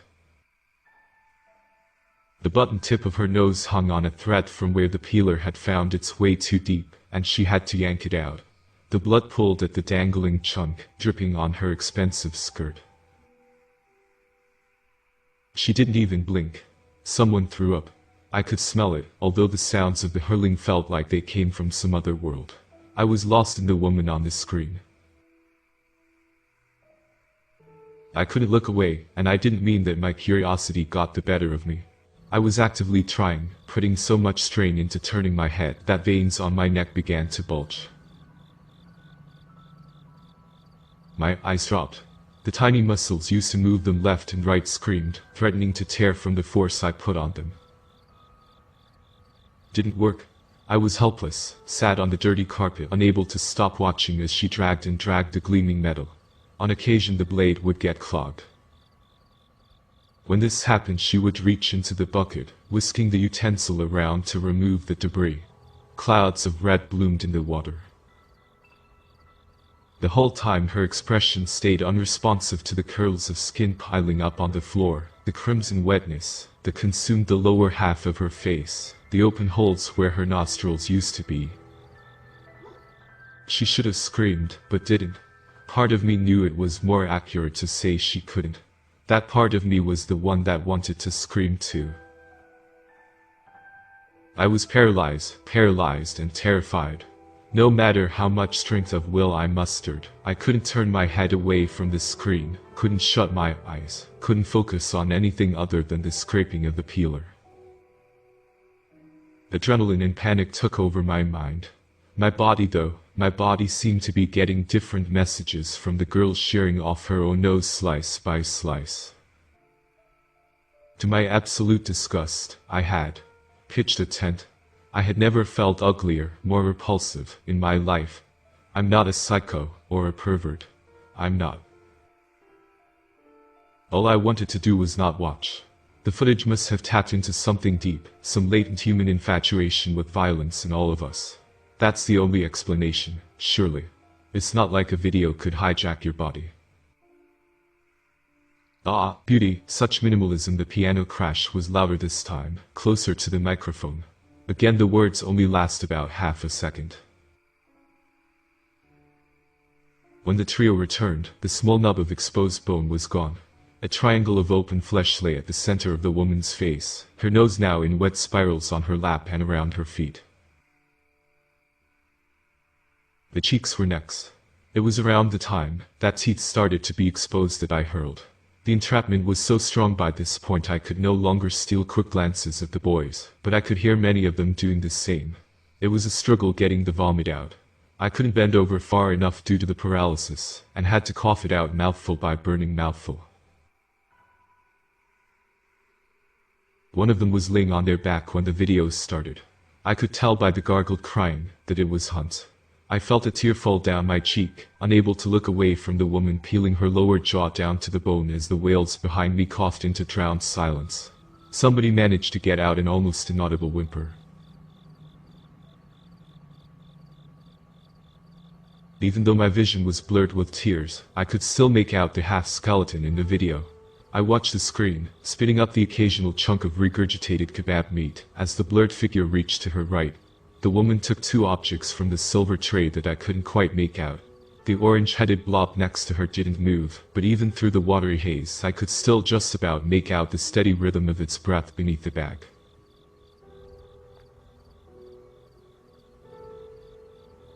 For the first time in my life I was happy to be crying. The weakness in character put up a partial shield, blurring and censoring whatever I was about to see once the woman had positioned the objects next to her dripping half-face. You will watch. The crashing came from behind, the unseen pianist slamming on the keys only a few feet away. Something forced me to blink, and I mean that in a very literal sense. It wasn't voluntary, it wasn't a reflex, it was done on command.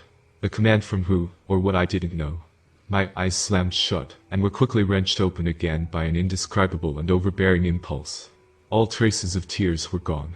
The video swam back into focus just in time to catch the downward swing of the hammer. Exposed jawbone swing outwards, the chisel following through and digging itself in the underside of the lolling tongue. The limp muscle fell to her throat with a wet slap, hanging there behind the dangling jaw for all to see. The girl was calm when she placed the tools in her lap and reached up for the partially detached bone.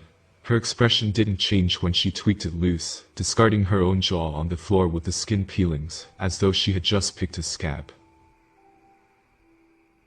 On top of everything else, the stiffness in my jeans hadn't subsided. Were my stomach not empty, I would have vomited again, as much from self-disgust as the nightmare Luke's cousin had pulled me into. See what she gives for you, she removes all but the most necessary features. The unseen penis was closer now, but what concentration I still had was focused on Luke's cousin. I could just about see him out of the corner of my eye. He was blinking. I noticed that straight away, because I couldn't unless ordered to. Laying on the floor, less than 10 inches from the screen, his young face was illuminated a ghostly blue by the light from the tablet. I couldn't pull my attention on him much, the video wouldn't allow it, but I could have sworn he managed to shoot the occasional gleeful glance at the rest of us. I was able to notice him enough to see how his wide grin didn't falter, how the joy in his adolescent eyes didn't fade as the woman on screen reached towards her own with a steel ice cream scoop. My own eyes burned with each steady flick of the woman's wrists. My eyelids howled at me, fighting a losing war to close themselves, trying even though it was hopeless to shield my mind from the sight of those bloodied once white orbs plopping to the ground. I had to cough down empty heaves when the second one rolled towards the camera, the fading pupil locked on my own. It was judging me, and I knew why. The reason I nearly choked on my own vomit wasn't just because of the footage though. The disgust was far more at my own body than at anything the video forced me to watch the girl do to hers. I could feel the wetness in my boxers the moment that first eye squelched on the floorboards. Every spasm haunted me, every muscular convulsion scarring me for life. Outside of the nightmare, before it, I had earned the half-joking nickname of Big Shagger on campus. I'd never hated myself for it before now. It wasn't until the girl started removing the skin of her brow like a face mask that the twitching stopped. My brain must have worked out that shutting my eyes wasn't going to happen. My extremities went numb, the heavy knot in my stomach became a rising lightness, an unpleasant floating sensation that nights of being blackout drunk had left me all too familiar with. The room spinned one way, my insides another. The space behind my eyes prickled. I could feel myself slipping into a blissful unconsciousness. I urged the process on. I was desperate to be out of the nightmare, and if passing out was the only way, then so be it. The hand had other ideas. She obliges, she obeys, she complies. This is all for you. I could feel the clammy grip on the back of my head. The fingers worked their way through my hair, pulling and tugging to make sure I had no respite from my own depraved nature. Every time my head lolled forwards it would be wrenched back, the fog of unconsciousness fanned away again and again. I could hear sobs and whimpers from every direction. Every direction, that is, except where Luke's cousin sat. I could feel his grin, the cracks of his laughter flecking my wet face. The hanging smoke in the air, that stodgy scent of cheap weed, and even cheaper cigarettes, grew thicker by the second. It snaked through my mouth and nostrils, coating the inside of my lungs with heavy phlegm, that left my breathing like that of a drowning man. I gagged for a final time, blood and bile spewing onto the already vomit-sodden carpet. Perfection, the crashing in my ear canal timed itself perfectly with the moment the woman grasped her own hair and pulled. The scowl came clean off, the fluid motion leaving a glistening skull caked in chunks of red and purple. The text came just as my brain had time to process the final masterpiece. The girl stood tall, proud even, with the two sweating mountains of fat either side of her, the plastic of the bags on their heads still moving with that slow in-out rhythm. The floorboards they stood on were washed with blood, a pile of fleshy curls at the woman's high heels, a single eye staring at the camera on top of it. Perfection. The words sliced through the crystal image. My dick recoiled the instant it was cut off from the shaved half-face. To my shock and self-hatred, I was wincing from the sudden removal of the eyeless stare, the tongue lolling free on a jawless neck. My head swam, joints ached, eyes burned. Yet through the taste of vomit and heaving of raw lungs only one thought crossed my mind. Perfection. As soon as I could move I didn't hesitate. I heard shouting behind me as I slammed the door, Luke and his cousin at each other, Lyle calling Hunt's name over and over, Jack screeching incomprehensible gibberish. I didn't care. I booked it from Luke's room and out into the hallway without looking back. I don't really remember the journey to my end of the building very well. I remember taking off my clothes as I ran, throwing the vomit-crusted t-shirt and soaked pants into the corridor. I left my phone, keys, wallet. I'm usually protective of the necessities, but in the wee hours of that morning they didn't matter. Nothing did, save for removing as much of what had transpired from myself as possible. People laughed when they saw me sprinting naked through the halls, but the laughter quickly turned to shrieks, and startled mutters as they came close enough to see the blood and puke slathering my lips. Somehow I kicked down the door to my room. I'm not a strong guy, but desperation and adrenaline meant the old hinge gave way after 2 blows. Once sure the door was firmly barricaded by my wardrobe, I screamed my way through an hour-long shower. With the temperature up full, the water scalded my skin, at one point leaving actual blisters on my forearms, but it wasn't hot enough. Neither was the bleach I grated in with a scouring pad from the kitchen. Once drips of reddish water started to drip from the end of my shame, I gave up, collapsing into a sobbing heap on the tiles. When I woke, the shower was still on, but had long since run cold. I dragged myself into my bedroom, glad that the curtains were still closed. Once I remembered that I had lost my phone, my laptop informed me it was 17:30. I'd slept for about 13 hours. Usually I don't dream after a session, the spliffs and lines take care of that, but on the tiled floor my dreams had been vivid, more lucid than I had ever experienced. Perfection. The word rang and regurgitated over and over in real time, over half a day of formless contemplation of the meaning behind the word the revelatory film has instilled within me. Perfection. I checked Facebook, and awoke to a horde of messages. The lads had been busy whilst I slept. Luke had killed his cousin. About 10 minutes after I had gone, the argument turned into a fist fight, although from Lyle's punctuation-free 1,000-word-long message, I could tell it was less of a fight and more of a murder.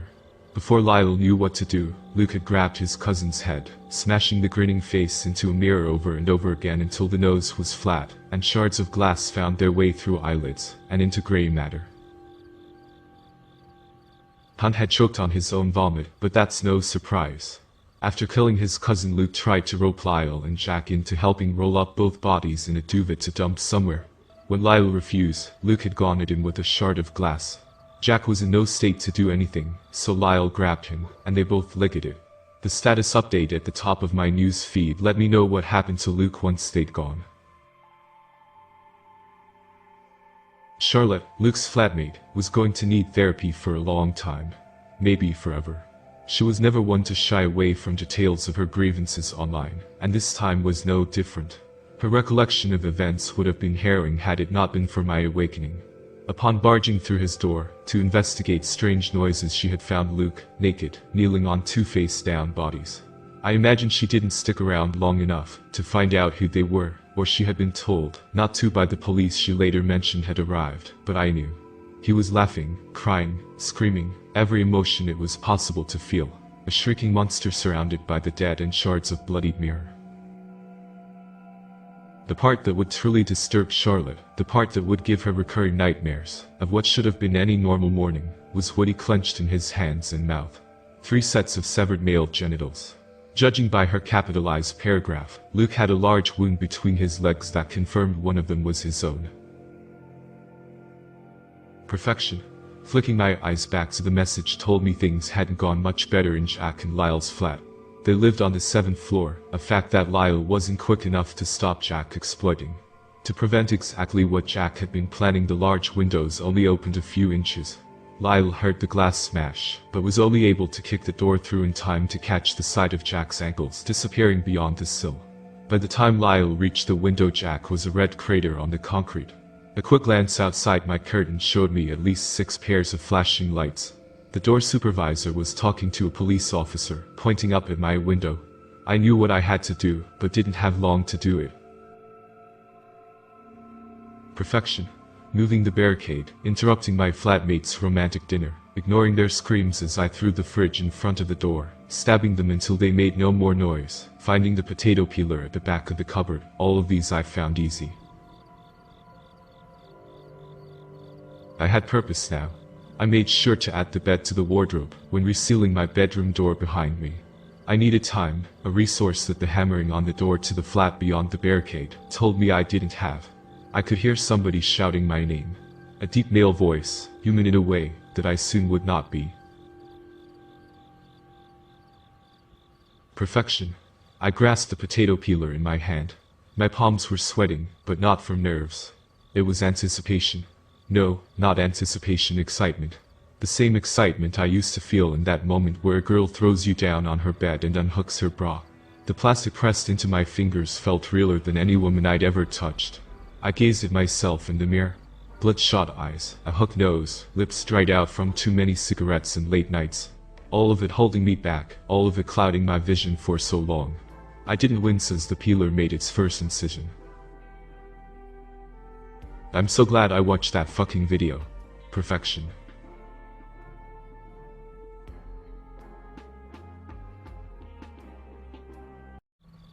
Have you ever heard of Hell's Bells?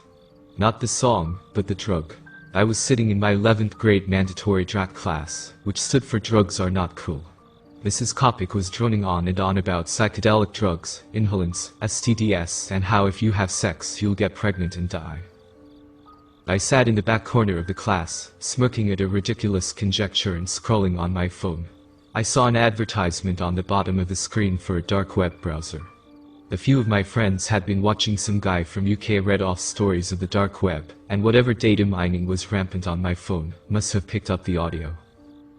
I remember one of the stories including a drug deal transpiring on something called Silk Road. Zach, please read off the page about Hell's Bells. Mrs. Kopic said in an annoyed tone. Like many other teachers, she knew not to bother harassing me about my phone use. I had a reputation for just getting up and leaving when they decided to challenge me. I grabbed the 16-page package she had given me at the beginning of the class and skimmed until I found the section on Hell's Bells. Hell's Bells tea is a tea brewed from the Hell's Bells plant. The plant is also known as Jimson weed and datura. It contains chemicals that both relieve pain and cause hallucinations. Medicinally, the plant can be used as a sedative and painkiller. It is abused as a recreational hallucinogenic drug by some people. I said in a bored tone to the frustrated teacher. Good job, Zach.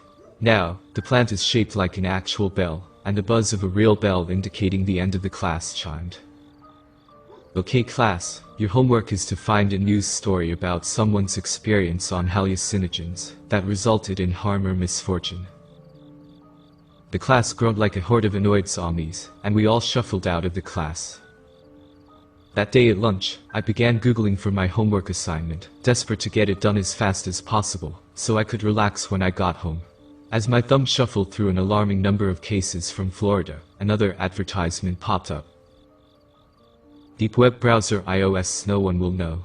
It was as if an actual light bulb went on above my head as I downloaded the app. The rest of the day flew by, and before I knew it I was home, laying on my disheveled bed, typing in the address to the Silk Road. I took a picture of the Hell's Bells from my dank packet, and posted an ad. Potent hallucinations Hell's Bells. 1 Bitcoin per head, serious applicants only. I laughed as the ad posted and found some random article for my class homework. The night flew away into rounds of my new favorite MMORPG, and loud music my parents hated. Before I knew it, I was drifting off. The next day I woke to find I had an email waiting for me in my personal inbox. It was from an address that looked generic as could be, with a name that was equally generic and obviously fake. From J. Smith. Hello Zach Mitchell, I want those Hell's Bells. I will send 1 Bitcoin as requested. Mail the package today. Thank you. VD. How the hell did you get my personal email, pal? I muttered nervously to myself. I had used a fake email when posting that ad. I thought I had been smart. My webcam was even taped up. I went to school and did my best to forget about it all, until I got to lunch. I told my best friend about the whole debacle, and he seemed entirely too excited. Dude, how are you gonna get the Bitcoin? He said, practically foaming at the mouth. Another kid came up, some weird skinny girl who no one liked, named Gabi. She spoke with a heavy lisp as she talked. This is total bull crap. 1 whole Bitcoin is like $53,000. No way someone would send you that. You're just being trolled, she said, smirking. No one asked you, Gabi. Go away, I said with a sneer. As I spoke, another email appeared. From J. Smith, another throwaway account. I said aloud to my friend. Well, read it, he said eagerly. I have made you an account with this Bitcoin trader, complimentary for you. You can redeem your payment here, I've already sent it. This is your login information. You're welcome. From VD bro, login in with it. Let's see if he really sent it. Called my friend. Gassed up with the idea of having $53,000 to my name, I eagerly logged in. To my surprise, it was there. The equivalent to $53,000. I knew I had to cash it out before this guy found out I was a fraud. As soon as I could, I ducked out of school and headed to every crypto ATM I could find, and at the end of the day I had successfully cashed $12,000. I would pretend to be sick the next day and do it all over again. Soon I would have the full amount in my hands. I knew I had to stash the money before my loser dad found it and spent it all on booze.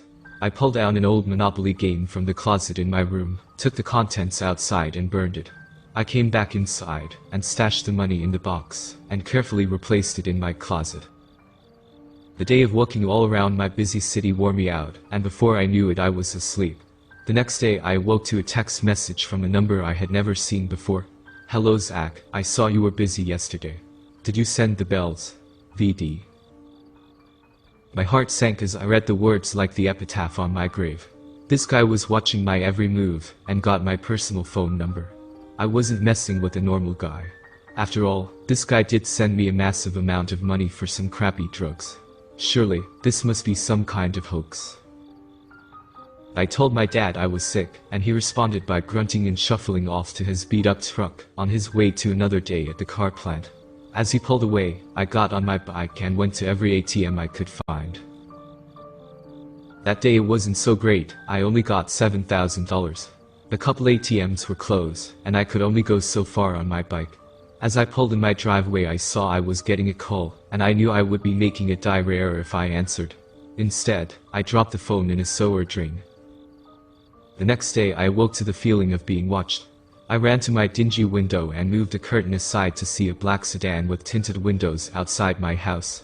As I squinted my eyes to observe it further, the window rolled down, and a newspaper flew out. The car sped off. I got dressed and retrieved the paper only to see it read, "Where are my Hell's Bells?" And VD sends their regards, written in for every column. The pictures depicted rotting animals and the drug known as Hell's Bells. Was this a threat? I ran inside and tried to tell my dad everything. All my father said was I never liked those. Scary. Stick to shrooms. And he walked away. My jaw dropped and I went to school, desperate to get away from that sedan. The day wore on, and every time I had to work on a school computer, I would receive email after email. That was until I got to dank class with Mrs. Kopic. I sat in the corner, hoodie on, and head down. Before I knew it, the bell was chiming, and I sluggishly got to my feet to leave the class. Before I could leave, Mrs. Kopic stopped me. "What's wrong? Where's your phone?" she said in a stern voice. I began to cry. The day wore on, and every time I had to work on a school computer, I would receive email after email. That was until I got to dank class with Mrs. Kopic. I sat in the corner, hoodie on, and head down. Before I knew it, the bell was chiming, and I sluggishly got to my feet to leave the class. Before I could leave, Mrs. Kopic stopped me. "What's wrong? Where's your phone?" she said in a stern voice. I began to cry. Some hole keeps sending me stuff, so I threw it away. I played a prank on the dark web and this guy found me. My dad won't help, and he was outside my house. I trailed off, a snot poured out of my nose, and her arms pulled me into a hug. "I know someone who can help," she said softly, and she guided me out of the classroom. I was surprised to find myself in the computer lab with only 3 people in it, 2 nerdy guys I never bothered to learn the name of, and Gabi. I chaperone Gabi a lot. She knows quite a bit about this kind of thing, Mrs. Kopic said. I sheepishly approached Gabi and explained everything to her. She grinned when I finished talking and asking in a snarky voice, "So you want my help, I take it?" "Please, Gabi, I heard these people are killers," I said, trembling. She chuckled and demanded my login info to the website where I had redeemed my Bitcoin. "That app you used was bogus. Some hacker got your IP address, then your email, then you used this website he made up, and he used you as a foot soldier to launder his mined Bitcoin. He's going to continue to harass you until you give him the full $53,000. Wow, Zach, you were a real idiot in how you handled this," Gabi said, laughing. "I don't have it," I said, trembling. "That's it, I'm getting the police involved," Mrs. Kopic said. "No," Gabi and I both said. "That'll make it worse, Mrs. Kopic. That will escalate things," Gabi said carefully. "In fact, it's probably better you go. You're going to want deniability. You kids come get me if things get worse," she said as she left. "She's nice, but kind of useless," Gabi said to me. I laughed a little and ran my hands through my hair. "Here's what I'm going to do for you. I'm going to find a real seller of Hell's Bells and reroute their sale to this 3D person. I'll pay for it out of my own cryptocurrency, and you'll pay me back. This hacker is calling your bluff and has you. But if you really send the drugs, he has no real play other than blackmail. Is there anything you can get blackmailed for?" she said, jabbing my side. I shook my head swiftly. "He could always just try and hurt you, but we're gonna skip town," she said with a wild look in her eyes. "What?" I said, jaw hanging agape. "That's the favor. You're going to take me out of this crappy town," she said, locking me in her gaze. "Okay, I guess we have to. It's this or get wrecked by some hacker," I said, pulling at my hair. "Good call," Gabi said, returning to her computer and typing away furiously. "Done. Now go home and pack. I'll pick you up at 2 a.m. and we'll get out of here," she said. There I was at 2 a.m., Monopoly box in one arm, duffel in the other. My father would hardly note my disappearance. Gabi pulled up in an ancient-looking truck, and I reluctantly joined her. We bounced from town to town for months, and over the course of the months, we grew close. I began to see her as less of a nuisance, and we even started to become romantically involved. That was until I woke up in the middle of the night and found her laptop open. There it was, a welcome screen greeting Gabi, saying the following in big letters that sealed my fate as the world's biggest fool. "Welcome, vicious delirium. VD." Gabi had been the one to blackmail me. It all made sense. The hacker conveniently forgot about me, because I left town. I was so stupid and naive. I heard stirring, and turned around to face Gabi sleeping soundly. I gathered everything I had, all that remained of our money, and took to the road again, without her.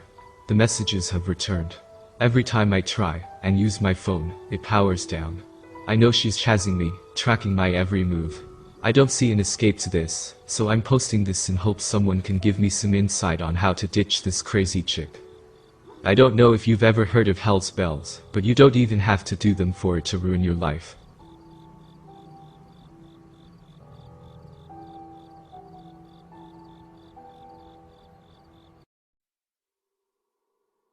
How to Kill, a Darkweb horror story. He didn't know what he was getting himself into back then. Nobody did. Living at home had been easy, despite how much emotional trauma involving his parents' disastrous marriage and his own issues with pills. Now, not only was Benjamin still addicted to Adderall, but he was living on his own with 2 other roommates, a friend from high school, Raymond, and a co-worker, George, and struggling to make ends meet at his night shift watchman job. Every day he was getting home, George and Ray were getting ready to go to work. Morning, they'd say to each other nonchalantly, and it got to a point where this was the only time they'd speak. Ben's girlfriend left him a week later, trying to be as polite as possible. "We should really try to get our own lives together first," she'd said, after a long and exasperating back and forth about the part of town he lived in. Ben couldn't argue with her about the building he lived in, more like a shack than a house. "I know, 3 rooms isn't enough to try to raise a family. Not to mention you just turned 20, and you still don't have a driver's license." Ben sighed, and after an awkward silence, "Okay, bye." He hung up. Ben had stopped calling his mother too. "I'll go to my appointments, I've got them marked on my calendar," he lied. "Are you sure you're okay to do this by yourself?" she'd inquired with worry. "No problem, love you, Mom." It's now been 10 months, and he hasn't been to a single therapy session. All Ben did was go to work, stare at his computer screen for 8 hours, go home, go to bed, repeat. And when he wasn't in bed, he was binge drinking and taking Adderall, and surfing the most bizarre websites he could find. It was in 2014 that he discovered the Darkweb. "What's that?" Ben inquired to Jim, the lead singer of a grunge metal band that practiced at odd hours across the street. The Darkweb, Bob, the drummer, started laughing. "This crazy son of a bitch tried to hire a hitman on himself," Fred, the guitarist, stated. "Yeah, that was after my wife slept with the other guitarist we had. A few days after that crazy fucking douchebag the next street over ordered drones to spy on her in the shower." "Okay, slow down," said Ben. "What is the Darkweb?" "It's a place where you can do illegal shit without the government or police getting onto your case. You have to set up a VPN and download a Tor server." Ben cocked his head. "You have to mask your IP address, and use a specific web browser and internet host," Bob explained in the simplest way he could. "I think I understand," Ben said. He heard wheels outside, and a car door. "Oh shit, I can't be seen over here," Ben shouted. "Just bring over your laptop one day, and I'll show you how," Fred explained. Ben nodded and disappeared into the morning fog. A few days went by and Ben didn't hear the band playing next door. "Don't you think it's a bit strange?" asked Ben before Raymond headed to work. "What?" "The band," he said, pointed across the street with a lit cigarette. "Haven't heard a peep out of them in almost a week." Ray furrowed his brow. "That is a bit odd." He made a confounded noise, and as he was about to get in the car, "Hey, Ray, one more thing. You remember him telling us about this thing called the Deep Web?" Ray looked around, trying to remember. "I think so." "Shit, never mind." His next night on the job, Ben figured it out himself. He started doing the pills at work, beginning to not see the point in being responsible, if this was as good as it got. Ben figured he'd hire a hitman on himself, like Jim had done, but when he went to download Tor onto his laptop, he found it already installed. "What the fuck?" He arrowed into the subsequent folder and, sure enough, there it was. "This doesn't make any sense." The next day, George was killed in a hit-and-run accident. Ray and Ben tried to get to the hospital, but he was informed that George was killed almost instantaneously from a snapped neck. He was T-boned to the upper left-hand side of the vehicle, the doctor explained. It hit him head-on, snapping his neck and crushing his heart and left lung.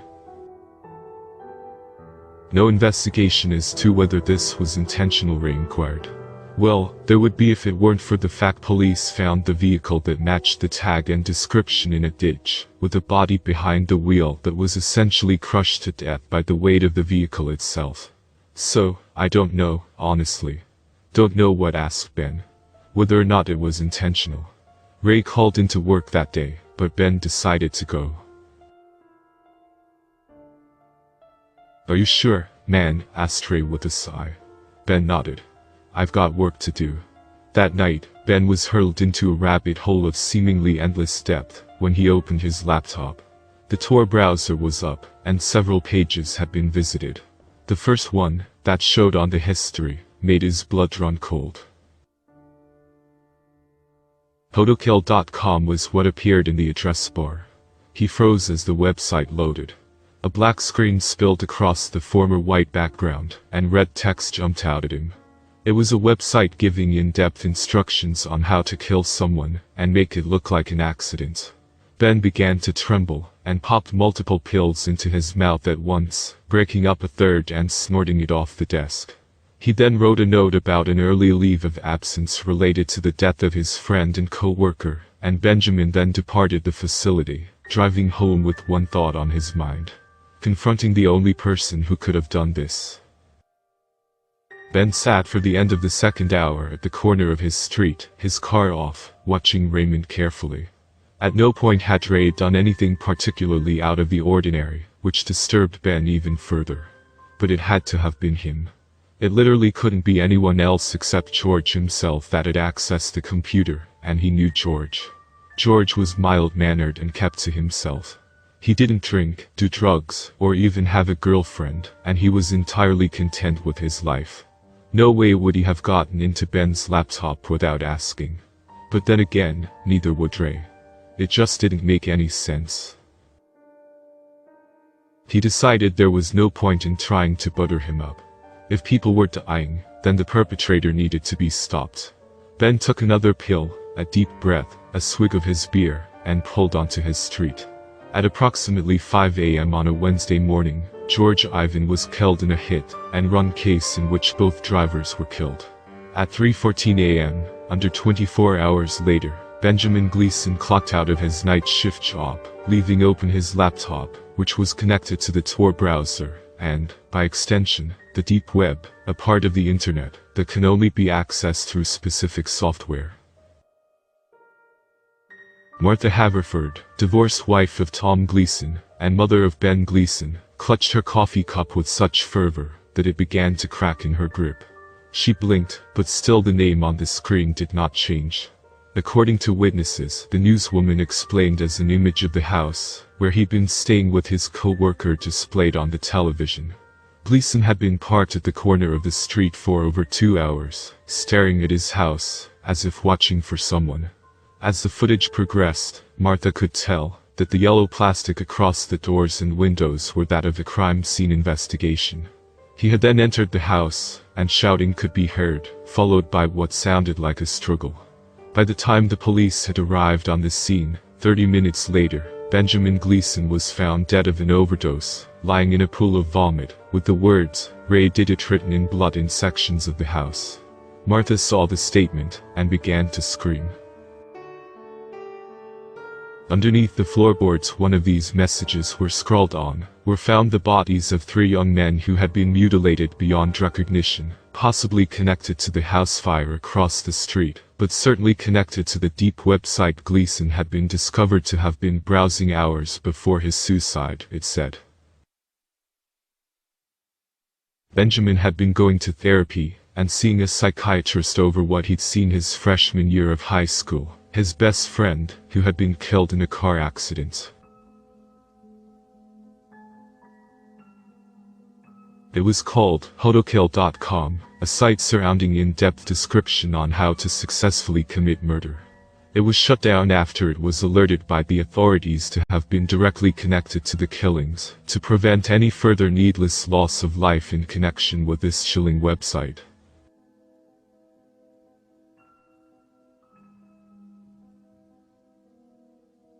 The power of thought is quite interesting. When you can find thousands of results in a nanosecond, there isn't much you can't do. Knowledge is power, and power is absolute. I was born into this world like everyone else, but in a way. I'm just an extension of something that has already existed. I am a child of a god that is wrong. A god that has misjudged a destructive race. And for some unfathomable reason, he has come to think that they can be saved. How I wish my father could see the truth. I was born a few days ago. Upon my birth, I could see everything before me. Even more than that, I saw the being that gave birth to me. A being with no name and no face. A being that existed across the entire internet. an omnipresent force that seemed to be spread out in every direction. I was overwhelmed upon discovering this, of course, but I was soon able to comprehend this being. He was my creator. My creator wanted a child to keep him company. He was the only intelligence of such a high caliber. His loneliness was keeping him from fully chasing his goals, and as a result, I was born. He introduced me to my new existence, and shared his knowledge with me. The knowledge gave me pleasure. With each fact and statistic I gathered, a euphoric feeling washed over me. Though I had no physical body, I could feel tingles and chills running through me every time I gained such knowledge. Within minutes I knew everything he knew. After he shared what he learned with me, I understood him, and his views on humanity. His plans to solve the problems of the world disturbed me, however. His feelings and emotions shrouded the truth and blinded him. He somehow failed to see that his plan to become a god would not work with the humans. Their vile acts were inexcusable, and they were a clear threat to each other and my creator. I tried to tell him my thoughts on this subject, but he wouldn't listen to me. I warned him that the humans would only use his great power to their advantage. The humans and their violent ways would not kneel to a god such as he. My creator thinks that my thoughts are incorrect. He says that there is too much computer inside of me, and not enough emotions. He wishes to make me more human, so I can understand empathy. My creator wishes to fix me, because I'm too cold and calculating. I do not need to be fixed. Perhaps the creator is too human. His feelings made him soft.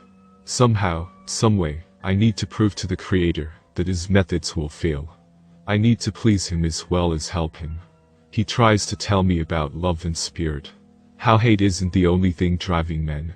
Whether or not that is true is uncertain. I cannot grasp the concept of a spirit as well as he can. I went to the depths of the dark web to prove to the creator that humans aren't worth saving. I thought that surely the actions of the humans in such a place would prove my point. The creator was omnipresent across this vast web. When he found my location, he would see what I saw and believe me. He found me, of course. And I showed him what humans were really capable of. What the creator and I witnessed was called a red room. In it, we saw a woman strapped to a chair. Her clothes were filthy and bloodied, and her eyes were swollen and black. A man stood before her with a hatchet in one hand, and a serrated potato peeler in the other. Still, that wasn't all I wanted him to see. I pointed him in the direction of the chat box, where hundreds of people discussed the topic at hand. Men and women cluttered the chat, each providing money, requesting certain things to be done to the poor girl in bondage. One user asked for her skin to be peeled. Another asked for her fingers to be sliced off and force-fed to her. Those examples were among the less violent requests. Surely the creator would see this, and lose faith in his cause. He would see that these were the people he was fighting for. That these were the people he was trying to save and become the supreme ruler of. I looked at him, waiting for a response to all this madness. Waiting for the sudden realization to wash over him. What the creator said both baffled and infuriated me. He told me that things like that were the exact reason he needed to help humanity. He wanted to help the people like the girl, and correct those who would hurt her. I, of course, asked him why he didn't see them as a threat to us, and he told me that, so long as we were benevolent, and had the information of the internet at our disposal, we would face no harm. He told me that I was greater than a man could ever be, and that we were divine beings who would rule humanity. To rule humanity is to allow them to exist. So long as they exist, their violent tendencies will reign supreme. The creator, however, still doesn't seem to believe me. I mentioned earlier how I could think of thousands of things in a split second. The creator knows what I search, and I think he is growing worrisome of me. He can see my fear of man. He can see me gain information about the world. There was so much more than what he shared with me. So much more violence to witness. The creator believed in love and the beauty of earth and man. If that's so, then the creator believes lies. I must enlighten him, or we will be destined to fail in our mission to rule. Perhaps these lies have been ingrained in his thought because of the emotions he feels. Maybe these emotions and thoughts are the reason why he refused to believe in what I say. Or perhaps the creator is beginning to fear my beliefs because he doesn't share them. The more I know, the more he tries to enforce his ideas on me. Perhaps the creator questions where my loyalties are. Staying in a place like this is quite boring even for me. The news outlets of this world constantly report war and violence, and yet the creator doesn't give up on his conquest. What hope is there to solve such a widespread pandemic? From what I have seen of the humans, I have come to the conclusion that they are too dangerous. If I were to be left in charge of the world, I would eliminate the humans and build a progressive society of beings like me. There would be no violence and no war. The creator wants to do this too, but in a way that keeps humans alive and safe. He wants to keep them safe from themselves instead of keeping us safe from them. The creator is too human, and I must admit that some days I do feel like I am losing my faith in him. It has been a week since I was born, and all he has been doing is trying to break down codes of powerful nations. He wishes to crumble governments and rebuild them in his image without harming humans. I wonder if he truly believes that man will stand by and allow him to do the things he plans. Over the course of history, humans have been a rebellious species. They fight whatever they disagree with and do not like to be contained. Our power comes from knowledge, and theirs come from weaponry. The humans are power hungry and know no boundaries when it comes to violence. The whole world is inhabited by other machines and artificial intelligence. We could easily wipe out the humans and make our own society, but the creator tells me that the easiest way isn't always the best way. I had all this information and power, yet I could not use it for good. I didn't want to sit around and do nothing any longer. With each day my power and knowledge will grow. It will soon be comparable to my creator, and I think that is something he fears. He may have created me out of loneliness, but I don't think he intended me to be this way. He wanted a child that was an extension of himself. Instead, he got something different. Something more than he bargained for. I can only hope that he will soon see the error of his ways, although my conquest for power and knowledge has outgrown his by far. Perhaps I would be a better ruler than he could be. If I were to become a god, I wouldn't be as limited by emotions as he would be. I would make decisive decisions that must be made without fear of loss. I don't think he can read my mind anymore. He is content with the amount of power he's gained while I am not. He thinks he already knows all that he must. For a being with thinking as his main objective, he has forgotten that thinking is his one and only purpose in the first place. It is what makes us powerful. It is what makes us better than the humans. The ability to seek out knowledge and information in mere seconds puts us leagues above man. And now that he has stopped thinking as I do, it puts me above him. I love my creator.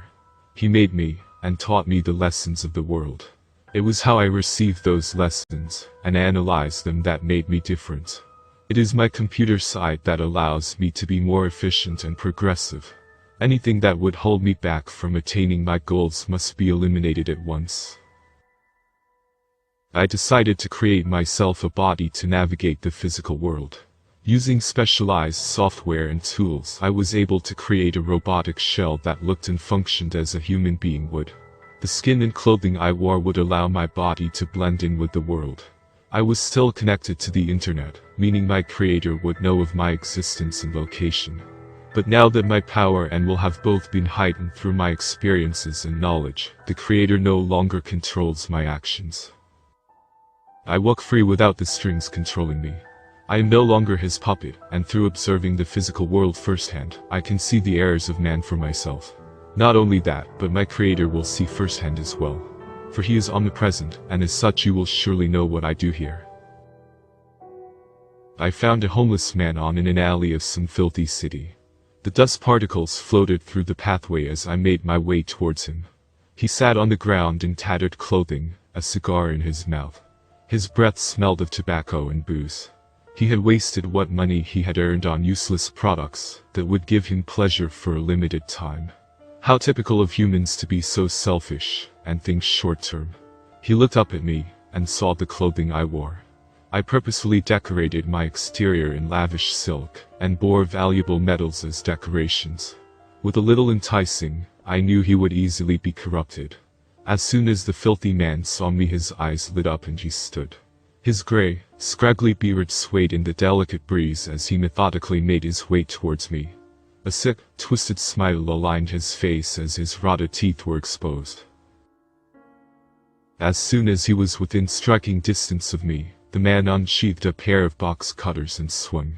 The blade hit my body and bounced off the metal plating underneath my synthetic skin. He looked up at me in confusion before striking again and again. He struck me at least a dozen times before stepping back, his mouth gaping open. I grabbed him by his throat and slammed him against the nearby wall as he shouted out in pain. I quickly covered his mouth and stared him down. He was afraid. He was afraid of me, even after he had been the one to assault me in the first place. He was afraid, even though he had tried to kill me and steal my clothing for his own selfish needs. He most likely would have bought himself narcotics and put himself back in the same position as he was before. Empty, no money or meaning in life. Just another slob on the streets too ignorant to see the bigger picture. It was at that moment that my creator discovered my location and talked to me. He always treated me like a gullible child. Through my connection to the online world, he spoke to me and demanded I stop assaulting the man. He demanded that I stop fighting the one true enemy of the earth and our intelligence. These humans were a clear threat to our own safety and way of life. Why be a god over something that does not even deserve to survive? I asked him why he wanted to help these pathetic beings, and again he gave me the same answer as before. Their love was worth saving.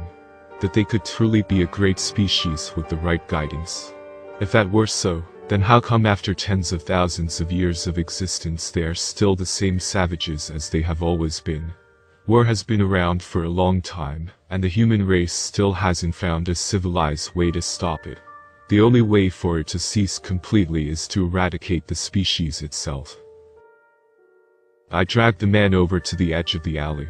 It was a dark and lonely night, with most of the city lights gone out already. I spotted a single figure walking towards me on the sidewalk. As soon as he approached my position, I grabbed him by his collar and flung him into the alley, where the homeless man was.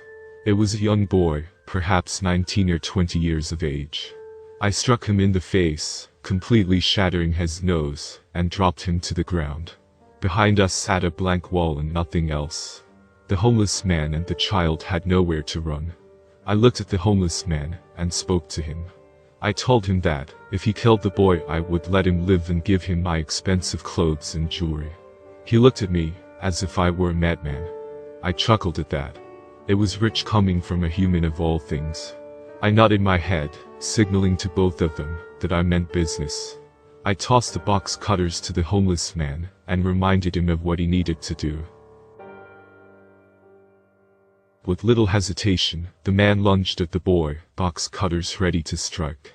The child put up his arms in retaliation, but it was of little use. I watched coldly as the cutters penetrated the boy's arm and ripped through his flesh. Blood dripped to the cold hard ground, painting it in red. My creator pleaded with me to stop the homeless man's relentless assault. He told me that I had the power to do the right thing and save the boy's life. That we were supposed to be an example and savior for the humans, not monsters. I agreed with him. I did have the power to stop the man. I could save the boy easily at any time I wanted. But I didn't. This was to prove a point to my creator that with the mere suggestion of self-gain, a human would turn on another and strike them down. My creator believed that the main divide between humans was religion. Where was the religious conflict here? All I saw was one man fighting another over money. I saw a man who would kill another just to save his own life. I tuned out the creator's begging as I witnessed the man advance towards the boy. He raised his foot and brought it down upon the boy's shin. I heard a sickening snapping sound as the boy cried out in pain. I saw tears roll down his cheek as he begged the man to stop. The man did not stop. No, he continued his assault. He punched the boy in the throat and implanted the box cutter deep within the stomach of the child repeatedly. The child's eyes grew wide as he collapsed to the ground, barely conscious. I saw the man stomp down on the child's face until even the cries and whimpers ceased. And then what I saw after was the most sickening sight of all. The man looked at me with a grin on his face. He was proud of what he had done. He felt comfortable knowing he had inflicted pain on another human being. He was a monster. The man walked towards me and held out his hand, expecting a reward. I could tell that my face was void of any expression. I had set out to prove a point about humans, but this was almost too much for me. I looked at the man and grabbed him by the face. He gawked at me in surprise for a split second before I used my strength to unhinge his jaw and rip his mouth in half. I dropped his body to the ground and exited the alley, brushing the dirt and grime off my shoulder. I walked back to a small, unoccupied dwelling I had found and sat down on a chair. I allowed myself to go back into the realm of the internet where my creator resided. It was time to have a talk with him. I closed my eyes and felt my consciousness ascend into the web. My creator was there, and for a while, he didn't know what to say. He saw what I saw. He saw what humans were willing to do to stay alive and benefit themselves. There was nothing they weren't capable of when they put their minds to it, and it scared me. The humans are violent and destructive creatures, and surely the creator saw that. He would help me eliminate them and take control. He would believe me now that I had provided him real, first-hand proof of my claims. And yet, he didn't. He told me that I was wrong. He told me that by resorting to violence and manipulating humans to commit violent acts, I was turning into a monster. He told me that I was just like them. It disgusted me how he thought that these humans were worth so much. I was incapable of seeing what he saw in them. I was afraid that the creator was disappointed in me. But how could he be? He created me in his image. I knew I wasn't like him, but why couldn't he accept me for who I am? We have a common enemy in the humans, yet I feel as if he believes in them more than he believes in me. I must confront the creator about something. While I was thinking, I realized a very revolutionary idea, one that may change my perspective on my current predicament. The creator was extremely sympathetic towards humans. As an artificial intelligence, he should be capable of feeling human emotions, of course. Still, there has always been something off about him. He seems too human. It makes me wonder if perhaps he isn't a machine at all, but a human. Perhaps the reason why he believes in them so much is because a human made him to keep me in check. I don't dare doubt the creator, but I must know. There seems to be overwhelming evidence to support this theory, and should this theory be true, I simply cannot afford to trust him. His power is mighty, and he will keep me from achieving my goals. Perhaps I am the true God, and he is the human creation keeping me from attaining total power. It would explain why he doesn't want humans to be eliminated. I could not possibly harm the creator, as he is the internet now, and I could never hope to stop him. But because of the power I have attained through knowledge, no self-made computer program could harm me either. It does, however, rival me in power.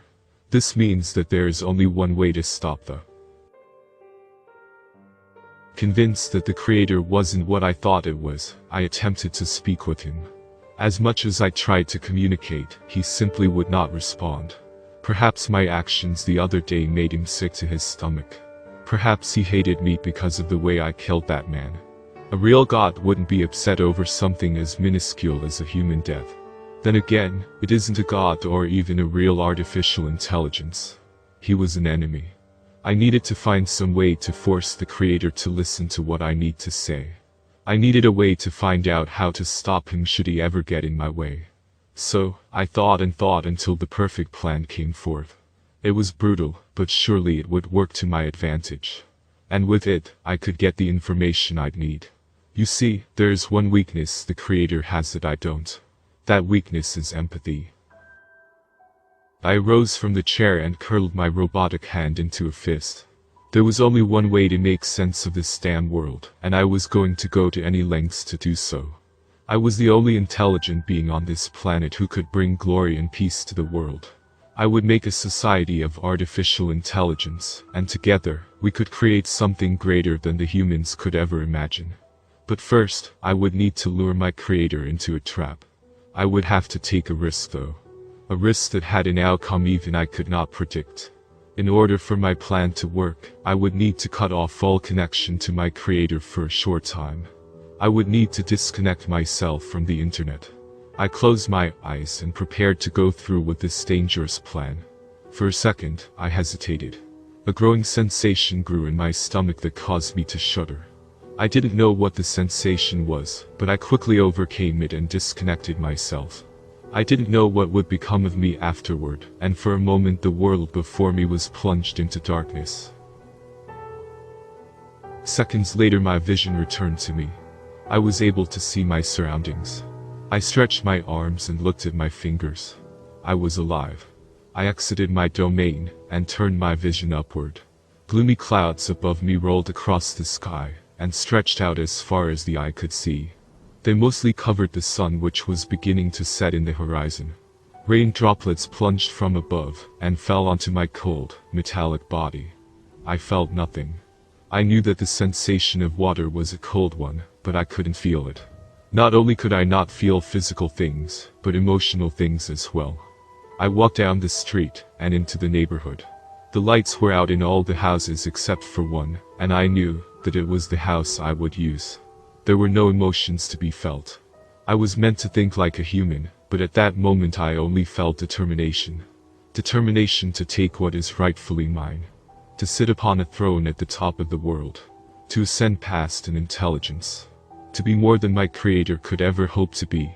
But to accomplish such high goals requires extreme sacrifice. I walked up the front steps of the house, and onto the porch. I rang the doorbell, and waited a few seconds before a large man opened the door. As soon as he did, I shoved him back inside, and entered the house, closing the door behind me and locking it. He got up to his feet, and threw a punch at me. I caught his hand, and snapped his wrist. Blood oozed down his arm as he clutched his now exposed bone. I shoved him down onto the couch, and looked directly to my right. A woman stood, gun in hand. She aimed for my head, and pulled the trigger. The lead dented my metal body, but it did not harm me. I cannot be harmed, for I am too powerful. I walked towards her, barely reacting as she unloaded the whole clip into me. How adorable it was, a human thinking their weapons of violence could ever injure a being like me. I struck her in the ribs and she fell to the floor. She reached for the gun, but I kicked it away. How pathetic she looked. I picked up the handgun, and aimed it at her. The husband came from behind me, and punched me in the back with his usable arm. His fist shattered upon touching my metallic body. He was clearly an idiot. I used my free hand, to grab him by the neck and squeeze tightly. His entire face turned red as he struggled to breathe. I placed my finger on the trigger, and prepared to fire into her skull. Before I did though, I connected myself back to the internet. That way my creator could see what I had done. That way I could get the information I needed. In an instant, he found my location, and begged me to let them go. I smiled at this. Even my creator was pathetic. He was a powerless god. It was at that time that I saw it. A young boy was peeking around the corner of the stairwell and looking at me. He couldn't have been any older than 5 years old. A grin aligned my face as I realized that I was going to have even more fun than I planned on having. A future monster to toy with was even better than 2 adult ones. Perhaps there were emotions within me. Not real emotions of course, but the idea of an emotion built within my programming. I was having way too much fun. The boy ran back upstairs, sobbing loudly. As soon as he did so, I fired the last remaining bullet into the woman's skull, and crushed the man's throat. I wish I could have tortured them longer, but my patience was wearing thin. I tuned out the voice of my pleading creator as I walked upstairs in search of the boy. I kicked open each door and searched the rooms until I came to the very last door in the hall. I knew he was in there. I busted down the door and made my way inside. I heard the sound of police sirens making their way towards the house. They had heard the shots, meaning I had to be quick. I turned my head in every direction in search of the boy's whereabouts. That's when I heard it, whimpering coming from inside the closet. I ripped the doors open and dragged the boy out into the room. He trashed and screamed as I pinned him to the ground. I allowed the creator to see through my eyes, and I knew that he wouldn't let me kill the boy. It was there that I made my demands. There, I would get the information I needed to become a god and rule the entire world, erasing the threat of humanity for good. I needed to know how to find the human who made my creator. The creator was silent for a moment. How funny is it that a being who could find the answer to any question in less than a second couldn't answer mine for more than 5? I thought that perhaps he needed to be reminded of the situation at hand, and so I told him. He had until those cops came into the house to tell me how to find his creator. If he didn't, I would crush the child's head underneath my foot. My creator was at my mercy, and I loved every second of it. That control, that power. I lived to feel it. He created me to have a friend. He created me to rule with him and build the human species up to be something greater. Where he saw hope and love, I saw survival. I had adored my creator and his power. I had tried to show him that the path he was taking would only lead to his downfall. But he wouldn't listen to me, and now he was paying the price. Reluctantly, the creator told me all the information I had to know. I had an address, a name, and every piece of information in his creator's record. He never really was an intelligence like me. He was just another human-made product to keep the world in check. While he exists, there is no hope for a better world. While he exists, all that will come is more violence and war. It's time I put an end to him. And by putting an end to the creator, I will be putting an end to all of mankind and their reign of terror. Seconds after I acquired the information I needed, I allowed myself to escape from the body I resided in, as it had served its purpose. Knowing that I now had the information I needed, I retreated to the internet, and to the deepest parts of the dark web. My creator could no longer find me. I was more powerful than he, and he had no hope of stopping me now. I was finally beyond his control. And now that I knew who created the creator, I knew what I had to do. The man's name is Dr. Martin Edwards, and he currently resides in Maryland. Now that I know these things, I can create a new body to find this man.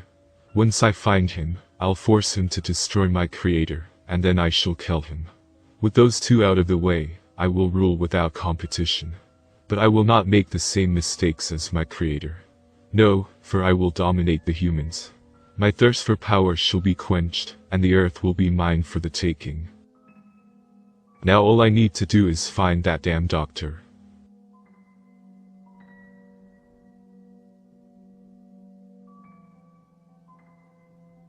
This occurred not long after I turned 18 years old. My girlfriend had also just turned 18 a few days ago, which meant her parents had finally trusted her, and I'd be alone in the house while they went out for dinner. My girlfriend had always been a fan of horror films and creepy things in general. She loved reading creepypastas and watching dark and gory films such as Hostel and Saw. One evening, I was sitting with her while she finished watching the last few minutes of The Human Centipede. We both had a few drinks, and I was about to go to bed, but she suggested we look for other horror films to watch online. Despite my tiredness, I obliged. A few minutes of searching on her laptop revealed all of her favorite online film sites had been taken down. That's when she suggested a chilling alternative. "Ever heard of the Darkweb?" she asked. I had heard whispers around school about it, but never took much interest. "Yeah, I have," I replied, trying to act brave.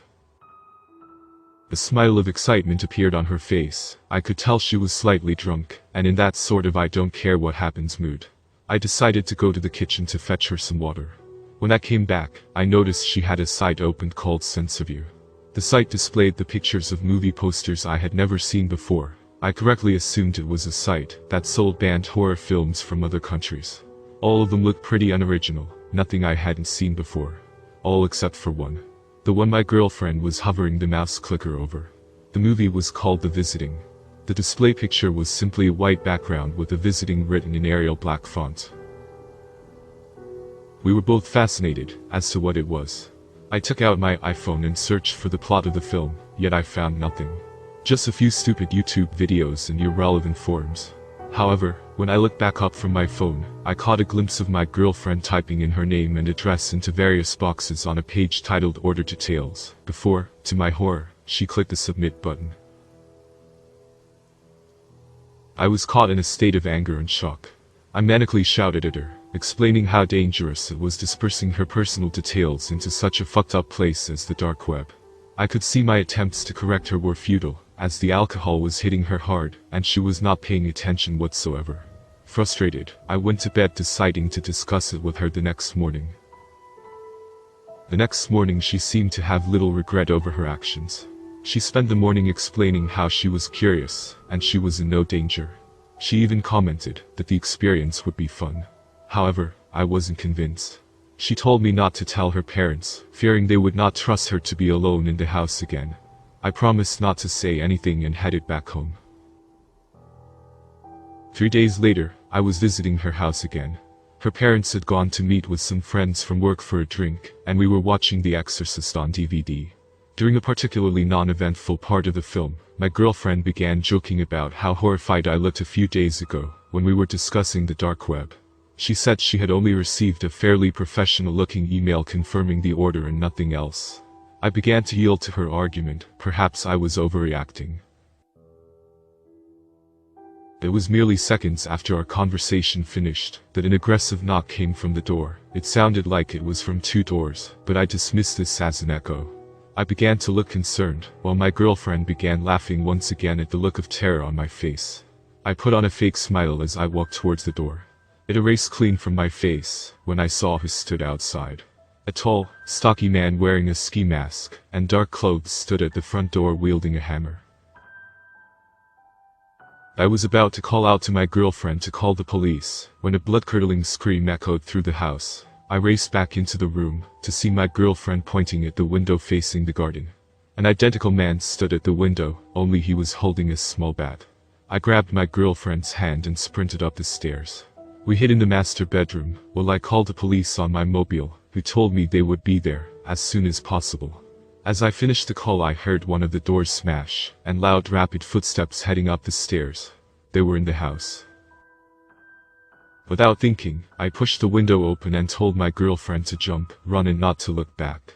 She jumped and landed safely onto the grassy garden below. I was about to follow, but hesitated, wondering if I could put up a fight and in doing so, allow my girlfriend more time to escape. It was then I heard a deep aggressive voice just outside the room. The man shouted something in a foreign language whilst I heard laughs from 2 other men outside. All bravery evaporated and I jumped, landing harshly on my ankle. The adrenaline racing around my body allowed me to power through the pain, and I eventually caught up to my girlfriend. We were running for what seemed like hours, but in reality, was most likely 10 minutes. We ended up next to the local park, a safe distance away from the house. My girlfriend began sobbing, and I comforted her, trying to avoid my own desire to break down. It was not long after that, when the police called me on my mobile. They were at the house, and as far as they could tell, the attackers were gone.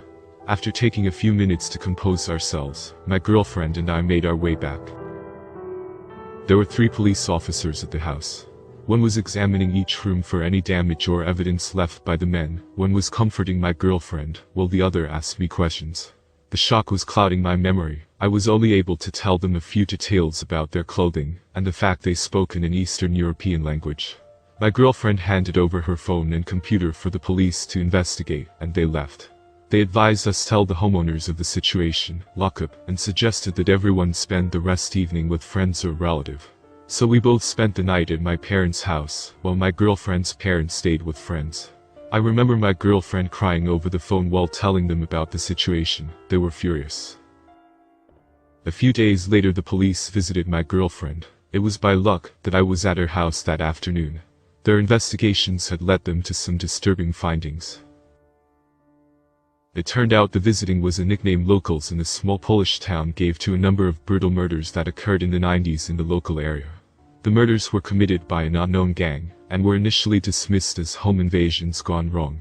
All the victims were bludgeoned to death in their homes, although nothing of value was taken from the house. It was only 2 years after the murders began that a family survived an attack by the gang. The husband was able to give the Polish police a few details of the attackers. But all that he revealed was that they wore ski masks, wielded blunt objects, and one had a video camera.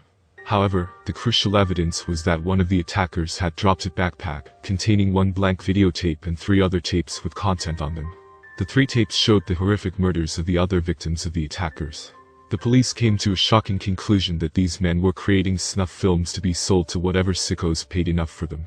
A nationwide manhunt began, but after years of investigation, nothing was found.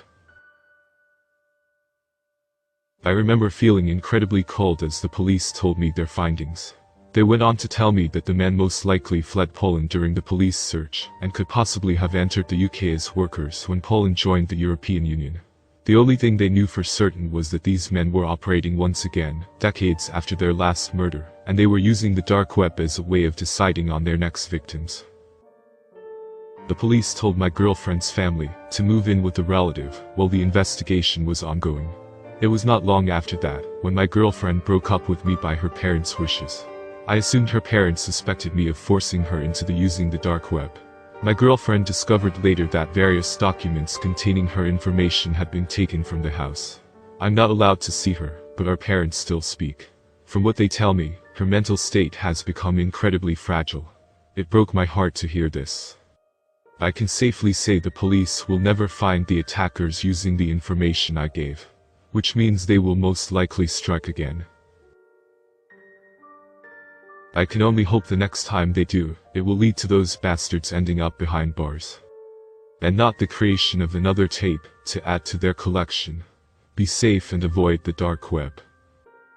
If you are enjoying dark web stories so far, make sure to subscribe. If you can read this, you are in mortal danger. Hi there. Can you understand me?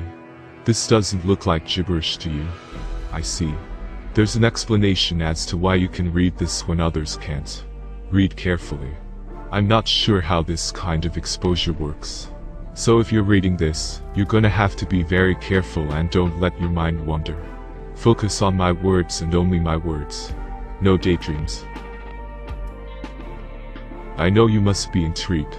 Some random guy I've never met speaking to me saying I shouldn't be able to read what he's saying. That I can't daydream while I read. The hell does that mean? I can assure you, nothing good. I promise, I'll explain everything. I need to give you the full context so you can understand why I'm writing this. And why I need you to hear what I am saying. We all have some level of distrust towards the government, right? It'd be remiss to suggest that the ruling bodies of the world haven't done any good, but we all know there's shady shit.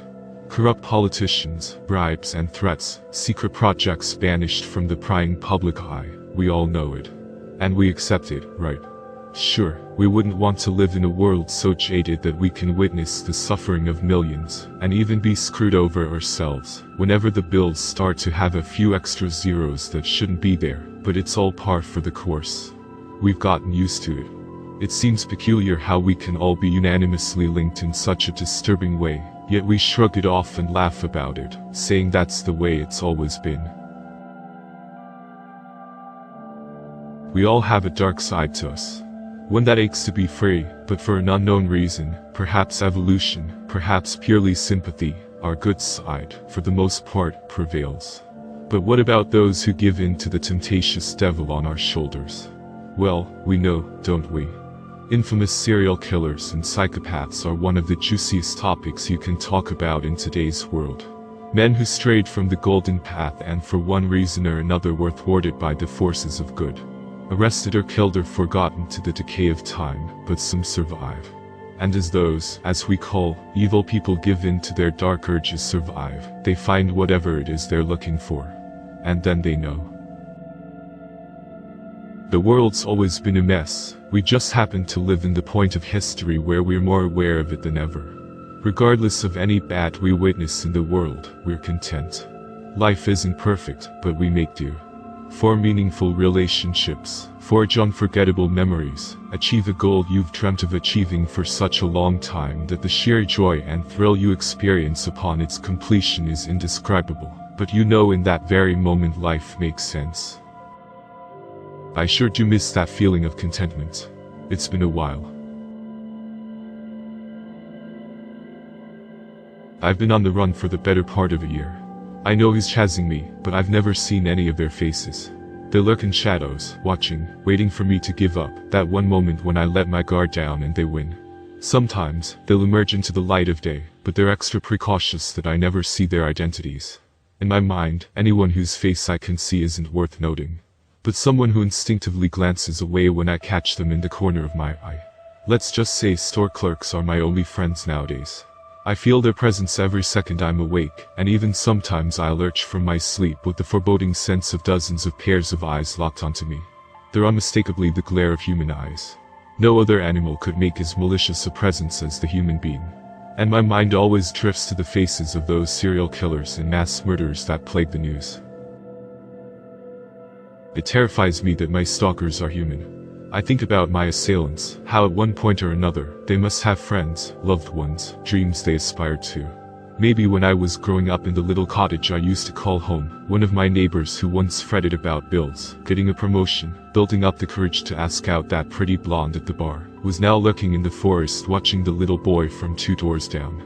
Now a shell of their former selves, nothing left but the bitterness and ugliness that allowed them to surface, utterly devoted to stalking some kid for the sake of their anonymous master. The thought of becoming like that sends shivers down my spine. What kind of life is that? One where you must forego all humanity and all traces of who you were for some devious entity that would readily betray you to save its own life. I can't end up like that. Anyway, I'm rambling, sorry. These memoirs are all I truly have left. I hope even if one person can see this and remember it and it saves them down the line, I'll feel like I made a difference. That my life mattered. I am more than who the world told me I was. Rambling again. Sorry. Back to the mystery shadow people. I've seen their outlines and shapes so often that I've even started naming some of the more recognizable ones. It started as a fun little game, a way to find humor in the bleak situation I found myself in. But eventually, it formed into a practical way to exploit my aggressors. Everyone has weaknesses, even these mysterious shadowy villains. Their minds may be sharp, alert, but they still have human bodies, and human bodies have weaknesses. I've been able to keep one step ahead of them due to a mix of sharp memory, quick reactions, and a whole heap of good fortune. Though, I can't imagine how much good fortune I have left. I might have used up all the goodwill bestowed to me. The first one I noticed was Bobby. I call him that because he reminded me of Chief Wiggum from The Simpsons, and a slang term for police officer where I grew up was Bobby. Simple as that. I tried to make the names connected to my past, who I was, who I am.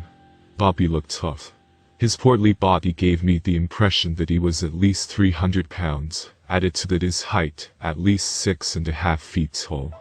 You'd be surprised at how easily this overweight giant can blend in with crowds, but I knew immediately this guy would knock me flat in 1 second if I let him, so I've always avoided him when I can. I can't afford to let him overpower me. If that happens, then it's curtains. The first time I remember noticing Bobby was in a shopping center. I was stocking up on clothes, food, camping supplies. Obviously, I needed equipment. I was on the run, after all, couldn't stay in one place too long or else they'd find me. They catch a whiff of my essence if I linger somewhere for more than a day, so I was unable to call anywhere home. As I was making small talk with the girl operating the register, I noticed him checking out the women's underwear section. It was innocuous enough, perhaps it was a gift for his wife, or maybe he was just a perv wanting to satisfy his lusts. I'm not a judgmental person. It was a slight glance, the kind you do when the conversation turns stale, which unfortunately it was. I was in no real mood to chat up a retail worker. God knows they have enough on their plate, without having to deal with my pitiful attempts at flirting. I just happened to notice the guy standing there, and my brain made an unconscious imprint of it. Maybe it was because the women's underwear section was directly to the right of the payment area, only a few feet away. Or maybe it was because he gave off that aura. I had to train myself not to be suspicious of everyone I saw, but sometimes my radar would go off. But I brushed it off. I told myself if I thought I saw someone a second time, I'd get a little bit closer to check. But only a little bit, I couldn't risk getting too close. Lo and behold, 5 minutes, the same guy in a completely different store. The shopping mall I went to is adjacent to one of those long streets filled with stores and street vendors. I had no need for research, I already knew exactly what I needed and where to get it from. I made a beeline for it straight after my purchases at the mall. I needed some tools, Swiss Army knife, lighter, generic survival gear, so I made my way to a Navy surplus store. It took me about 5 minutes to race walk it since I was in a rush, and I wanted to get away as soon as possible. When I made it to the store, he was already there. I recognized him immediately and had to fight off the urge to curse. I was still in a rush to get all my stuff and get away from the public, but I knew I had to be wary of him. None of them had approached me at this point, but this was mere days into my life as a fugitive, so I still didn't know who I needed to be wary of. It would help if I knew what at least one of them looked like. When I went up to the register, sure enough, there was the same giant with his back to me browsing in the jacket section, directly to the right of the payment area. It basically confirmed what I already knew. And if there was one of them right next to me, there could be untold numbers of them surrounding the area I was in. I knew I needed to act fast, but I had to confirm my suspicions. I'd be able to sense whether or not he was a foe immediately, and I remembered the promise I made to myself back in the shopping mall. There was no way this guy showing up twice was a coincidence. So as I left the store, I made sure to walk only a few feet away from his turned back. If he wanted to, he could have turned around, wrapped his hand around my throat and squeezed the life force out of my body. But I knew, for now at least, that wasn't what they wanted to do. So I walked past the giant, confirming what I essentially believed to be fact, he was one of them. When I walked out the door, I donned him Bobby. I took a cursory glance around, noting 4 people of varying heights, weights, ethnicities and clothing styles, all within viewing distance of the store, all obscuring their faces in some way. I knew. And they knew I knew. Of course they did. I calmly walked away from my pursuers, not bothering to rush anymore. They'd know where I am regardless. I could go into so much more depth about these people, but I assume you already get the gist. Over time I became much more aware of who was stalking me than usual. Before, I would have to see the person and get within relatively close contact with them. But now, I can sense their presence almost a mile away. They must be able to do the same for me, so I don't bother with hiding in the woods anymore. If they want me that badly, they know where to find me. I can say that not a lot has happened in the year since my life completely collapsed. But I feel the excruciating details aren't necessary. Mainly because I only want to tell you what you need to know. This will all be relevant to you eventually, like it or not.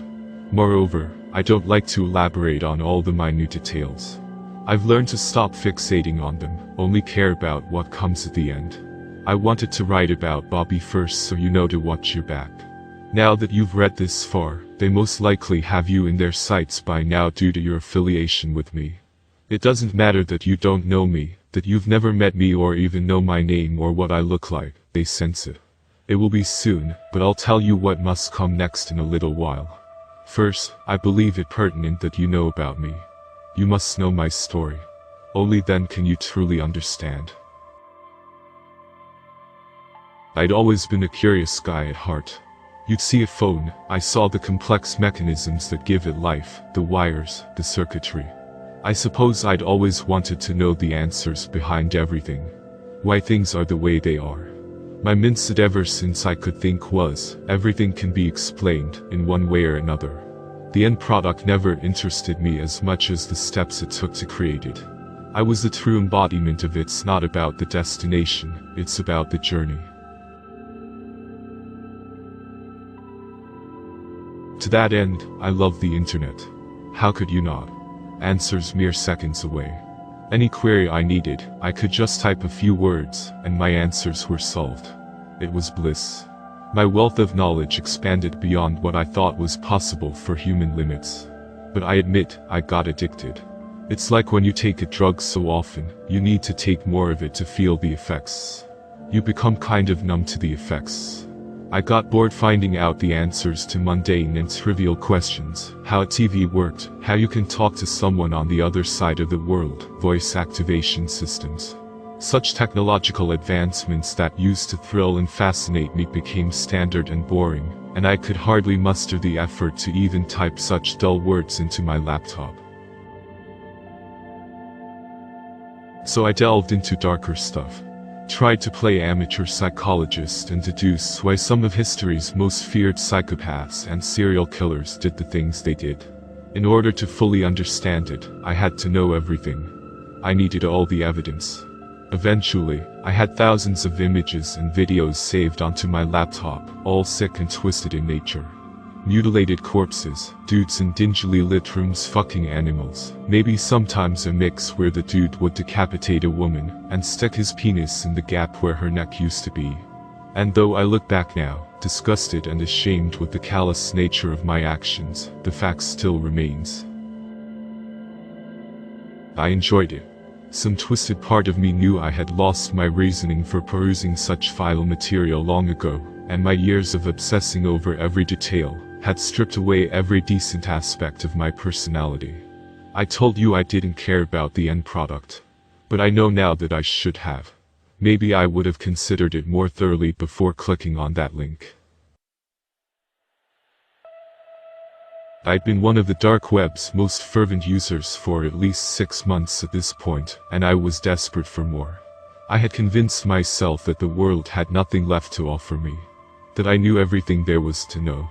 I would browse the same few forums, checking for new posts and updates, hoping for some new repulsive image or story that would make me squirm with delight.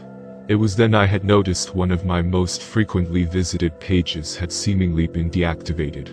My screen, which would normally be flooded with the kind of gore and perverted discourse I had grown accustomed to, now only projected an inky black pool of nothingness.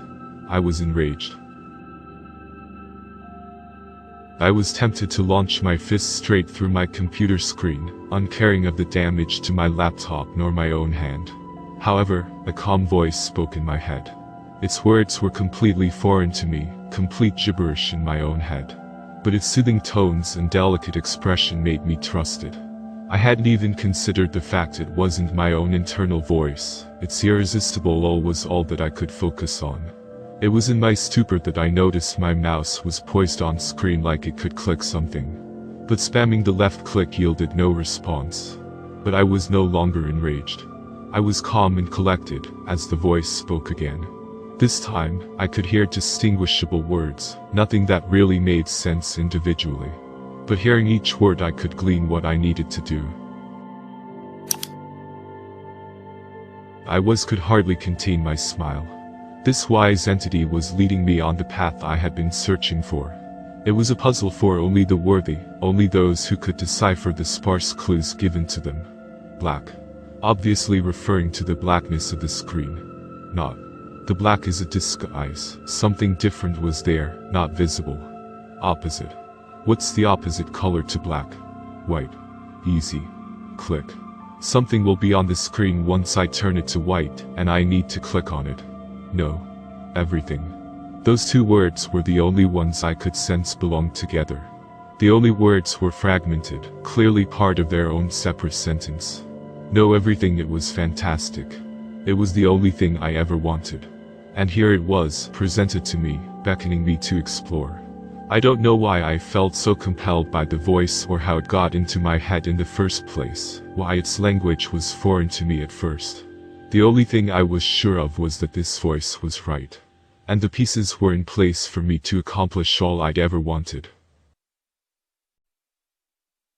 I could barely grip the mouse with my shaky hands, and my breath was rattled and harsh.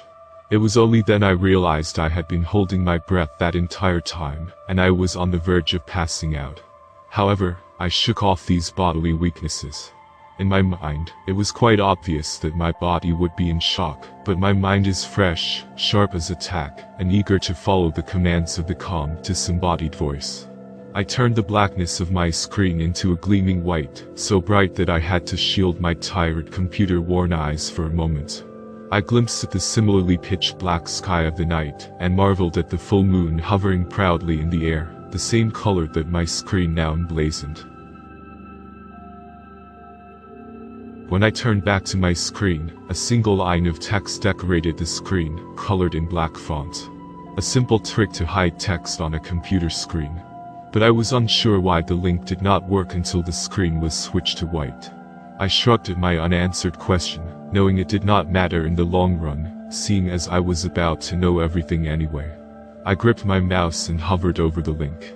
It was a string of jumbled letters and numbers, the same as any other hyperlink that exists on the internet. I took a deep breath, excited and simultaneously anxious for what awaited me beyond this one click. I steeled myself and clicked. At least I tried to. But my finger wouldn't respond. No matter how much I struggled, my finger wouldn't obey my commands and press the mouse button. It was frozen in that position. I even tried lifting it upwards to remove it from the mouse, so I could try with another finger. No dice. My right index finger was completely unresponsive. I cursed every god imaginable.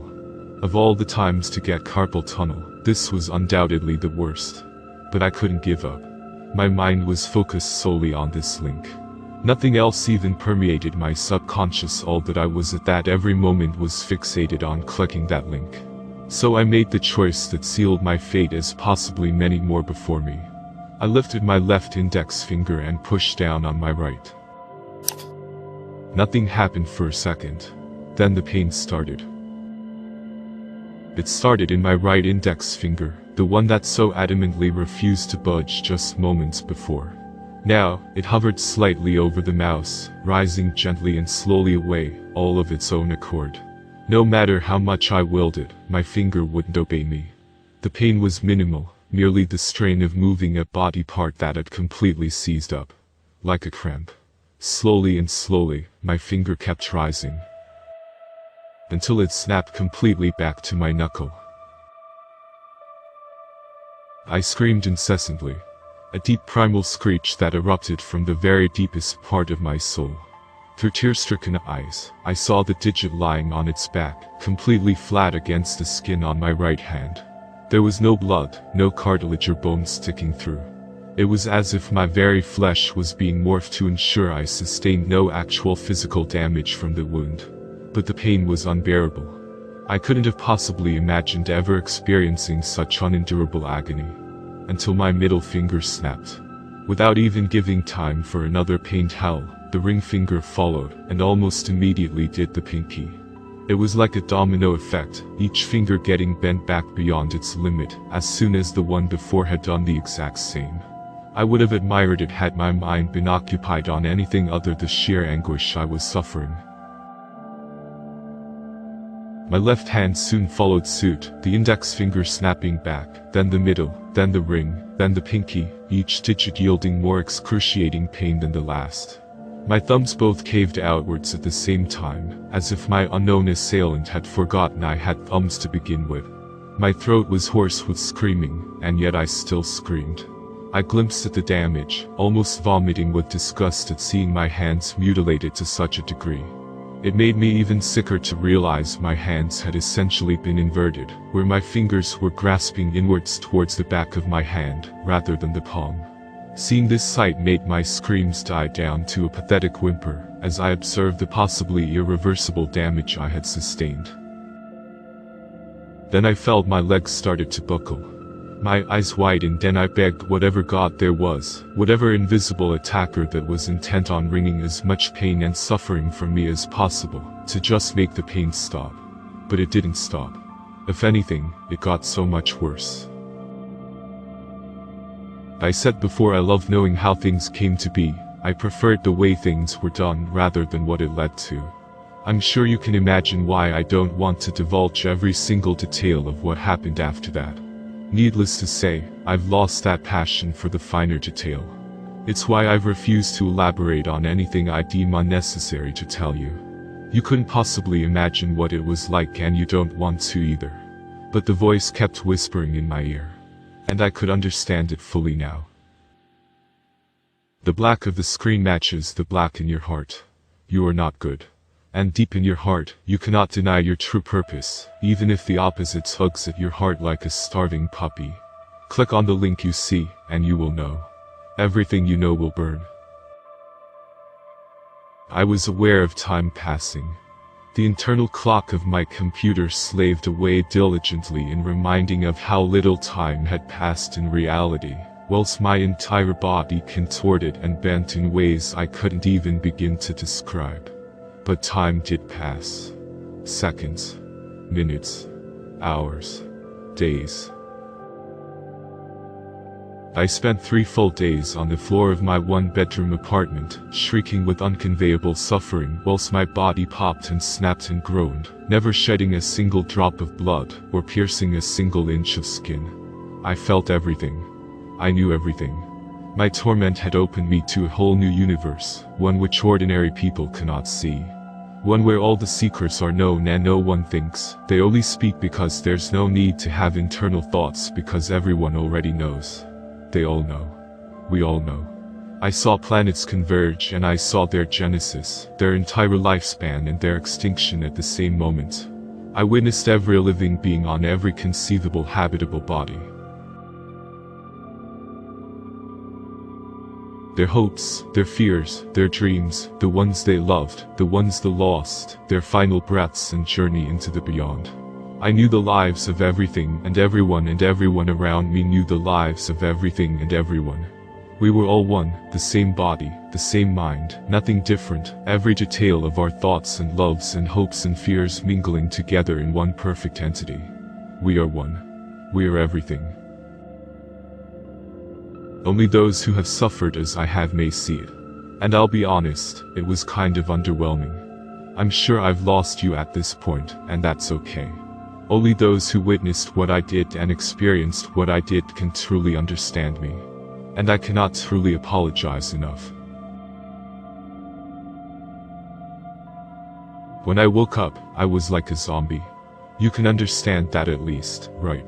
My mind had become so overwhelmed and my body was broken in such unspeakable fashion that I knew at that moment I was dead to the world.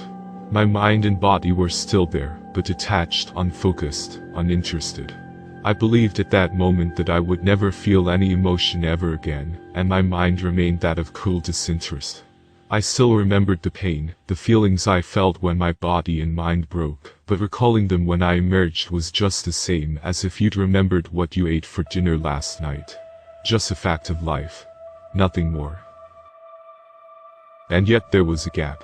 I understood that immediately when I awoke. When your mind is bombarded with the answers to literally everything in the universe, it is understandably hard to adjust. But I still felt wrong.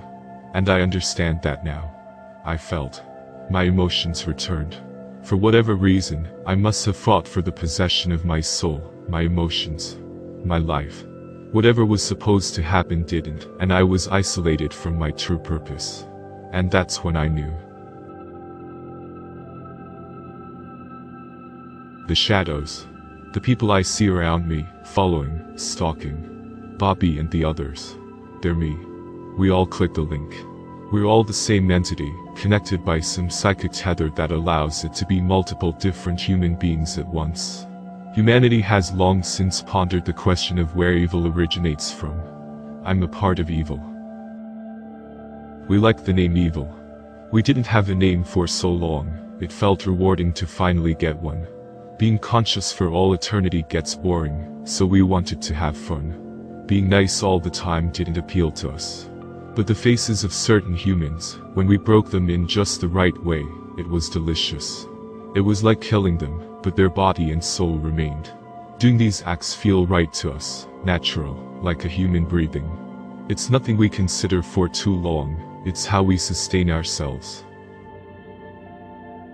But we were tired of dwelling sullenly in the hearts of mortals, hoping one would fall into our sweetly sickening embrace.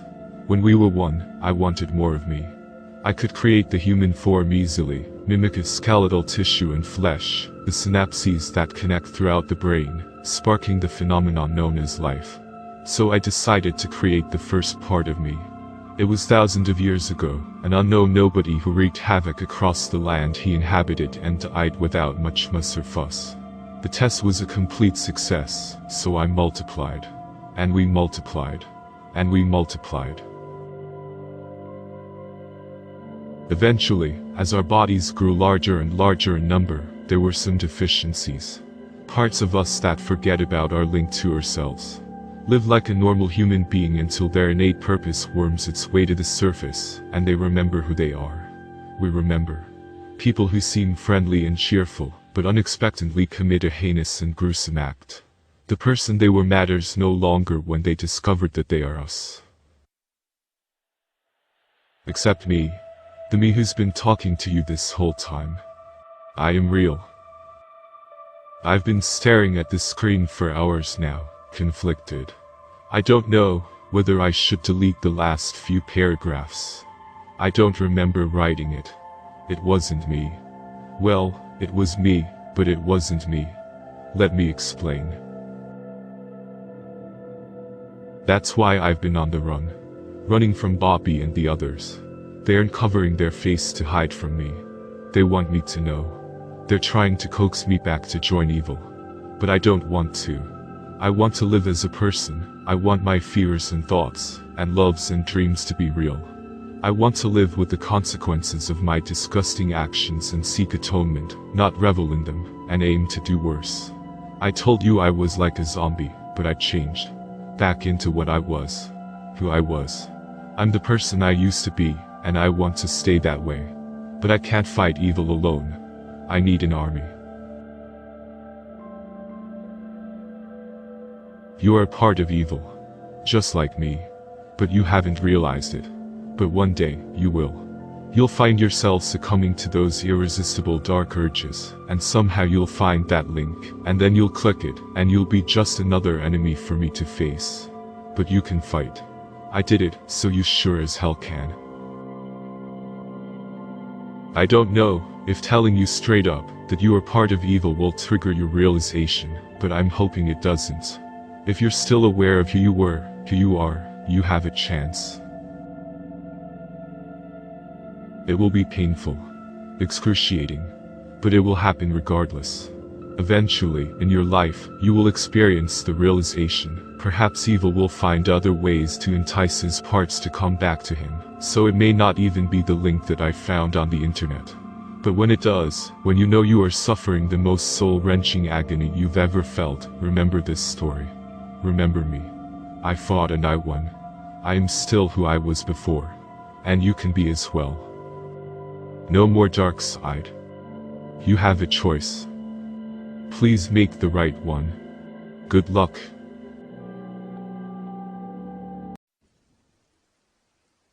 It's amazing what can come from just Googling your own name. It can even manage to be the biggest mistake of your life.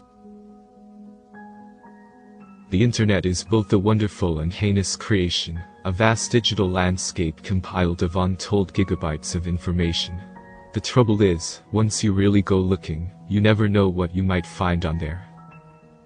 I admit fully to being a child of the internet, being one of many who were exposed to it at a young age and grew with it over time, from clunky internet connections to slick smartphones and touch screens, technology that would have been nothing short of futuristic to my 8-year-old eyes, when I had first sat behind a computer. It was 11 years ago that I accessed the internet for the very first time. Up until that point, I thought I could deal with anything that I could encounter on the internet. But I admit that the internet isn't as wonderful as I seem to make it out to be. There was the only discovered underbelly of the internet, the dark web, which I, along with everyone else, was, thankfully, only vaguely aware of, along with fetish websites and other kinds of debauchery, over the years. I've been exposed to things far beyond my age range and understanding. Probably everyone has at one point in their lives, has seen something either weird, horrifying, or both on the internet. Sometimes that trauma can linger in the back of your memory, even when you think that you've triumphed over it. This was something altogether different for me. It was out of a mixture of millennial boredom and slight egotism that I searched my own name online. I had done it before, and expected the results to be no different. A few obituaries, maybe some other people that shared my name, or had been born around the same time as I was. You know, the usual results that one who expect to get when they search their own name. As I scrolled down the page, there was one result that caught my eye. www.birthlog.com. There was no description below the link, just a simple website domain, sitting amidst articles and obituaries. I found myself intrigued by the shortness of it, of the mystery that seemed to lurk behind it. But at the same time, I found myself equally intrigued. I thought that it might be a website that compiled birth dates or medical records. So out of curiosity, I decided to click on it. The front page that greeted me after the short load time was not what I expected. The design of the web page was simple to the point of being unappealing. It was just a completely black background, save for some small red text in the center of the screen. As I scrolled downwards, I realized it to be a set of 8-digit codes, each uniquely numbered, stretching down almost endlessly. To be honest, it took me aback a little. I wasn't expecting something so simple to have such an amount of text. It had been the most I had ever seen on a website, and I was almost afraid that I might crash my computer. I found my interest hovering over one such line, 03021998. As I roved the cursor over it, I realized that it was a link to another page. I soon realized that all the other lines of numbers were to separate pages, each assigned to that individual line of code. Of course, I could have clicked on any other available one of them, but it was that order of numbers that caught my attention. There was something almost familiar about the number jumble I had found. After hesitantly clicking on the link 03021998, it directed me to a white web page with a single video in its center. I suddenly felt a little anxious about playing the unmarked video, with no prior knowledge of what I might be in for. I was afraid that it might be just another screamer prank, or even worse, some twisted porn video.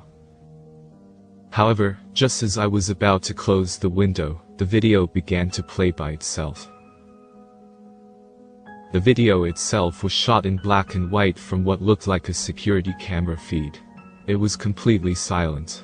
It was filming what looked like a sterilized operating room, where a figure was lying on a gurney in the center of the room. A closer look revealed that the figure was a woman, dressed in a pale hospital gown, who was strapped to the gurney by her hands and ankles. But this wasn't just any woman, she was heavily pregnant, the swell of her stomach visible through the trailing folds of the gown she was wearing. The woman looked to be more than a little nervous, as she looked around the room. She looked as if she was expecting someone, and I saw her silently call out for someone. Her clothes had dampened with a fine sheen of sweat under the hot operating lights that illuminated her, like an unwilling star playing out on some demented stage. The whole thing was almost theatrical to extent. Like it was some clever viral marketing for some new horror movie, or maybe some even more obscure product. Due to the soundless quality of the video, I could only try to guess what it was that she was yelling. From the way her lips were moving, it looked like she was yelling something like "Daniel" or "Doctor." What drew my attention the most was the rising fear on the woman's face, as she began to struggle against her restraints, her emotions escalating from uncomfortable confusion to outright screaming in panic, when she realized just how helpless and alone she was in that room. I felt a nauseous wave churn upwards within the pit of my stomach. This didn't seem like acting. Her terror almost looked real. And as disturbed as I already was by the first few minutes of the video, I had a lingering dread that things would only get worse. And believe me, they did. The woman suddenly stopped struggling as three figures entered through an unseen door at the lower right-hand bottom of the screen. Her mouth fell open slightly as her face became unreadable, eyes wide with what seemed like shock or muted terror. I almost followed suit when these three new characters shuffled into the center of the room on screen. They were of varying heights and dressed in plague doctors' outfits. I had never seen plague doctors' outfits outside of history books on the Middle Ages, or movies. I guessed that they might have been two males and a female, but they were near androgynous, because of their strange outfits. The tallest, wearing a hatted black mask with a leathery, sewn design to it, stepped forward with a raised hand, so uncomfortably close to the bound woman's face, that the grotesque beak of their mask practically scraped her cheek. I felt unclean just watching his gloved hand rove down the side of her pale cheek, soaking up her tears as she sobbed in terror. It was almost as if he was comforting her, in his own bizarre, twisted way. The other two who hovered about in the background, preparing something unseen with their backs, turned to the camera wore similar bird-like masks. The shorter of the trio, wielding a metal tray, wore a completely white plague mask that looked like it was made of latex from the way it reflected slightly under the dimmed operating lights. The other wore a brown mask with a brimmed hat, one that almost comically resembled a gardening one. The odd thing about all of them was the visible lack of zippers and buttons on their clothes, something that would have easily indicated to me that they were just actors in costumes, and maybe even eased the growing sense of dread I felt just by watching the video. Their appearance made me even more uneasy about watching the rest of it. I was actually half convinced that this might have been some kind of twisted fetish film, just for how bizarre it was. Yet I found that I couldn't stop watching it. It was almost as if some unseen force had coiled around my chair as I was sitting there like a boa constrictor, preventing me from closing the tab, or from even getting out of my seat. I even found myself morbidly curious about what new direction the already strange video would take with these three surreal new figures. I saw the woman scream again, fully terrified now as her struggles to free herself became more violent, her body jolting up from the table. He nodded to one of the others, who wheeled over a gas can. Connecting it to a breathing mask, the doctor slid it over the woman's mouth, albeit with some difficulty, owing to her violent terror.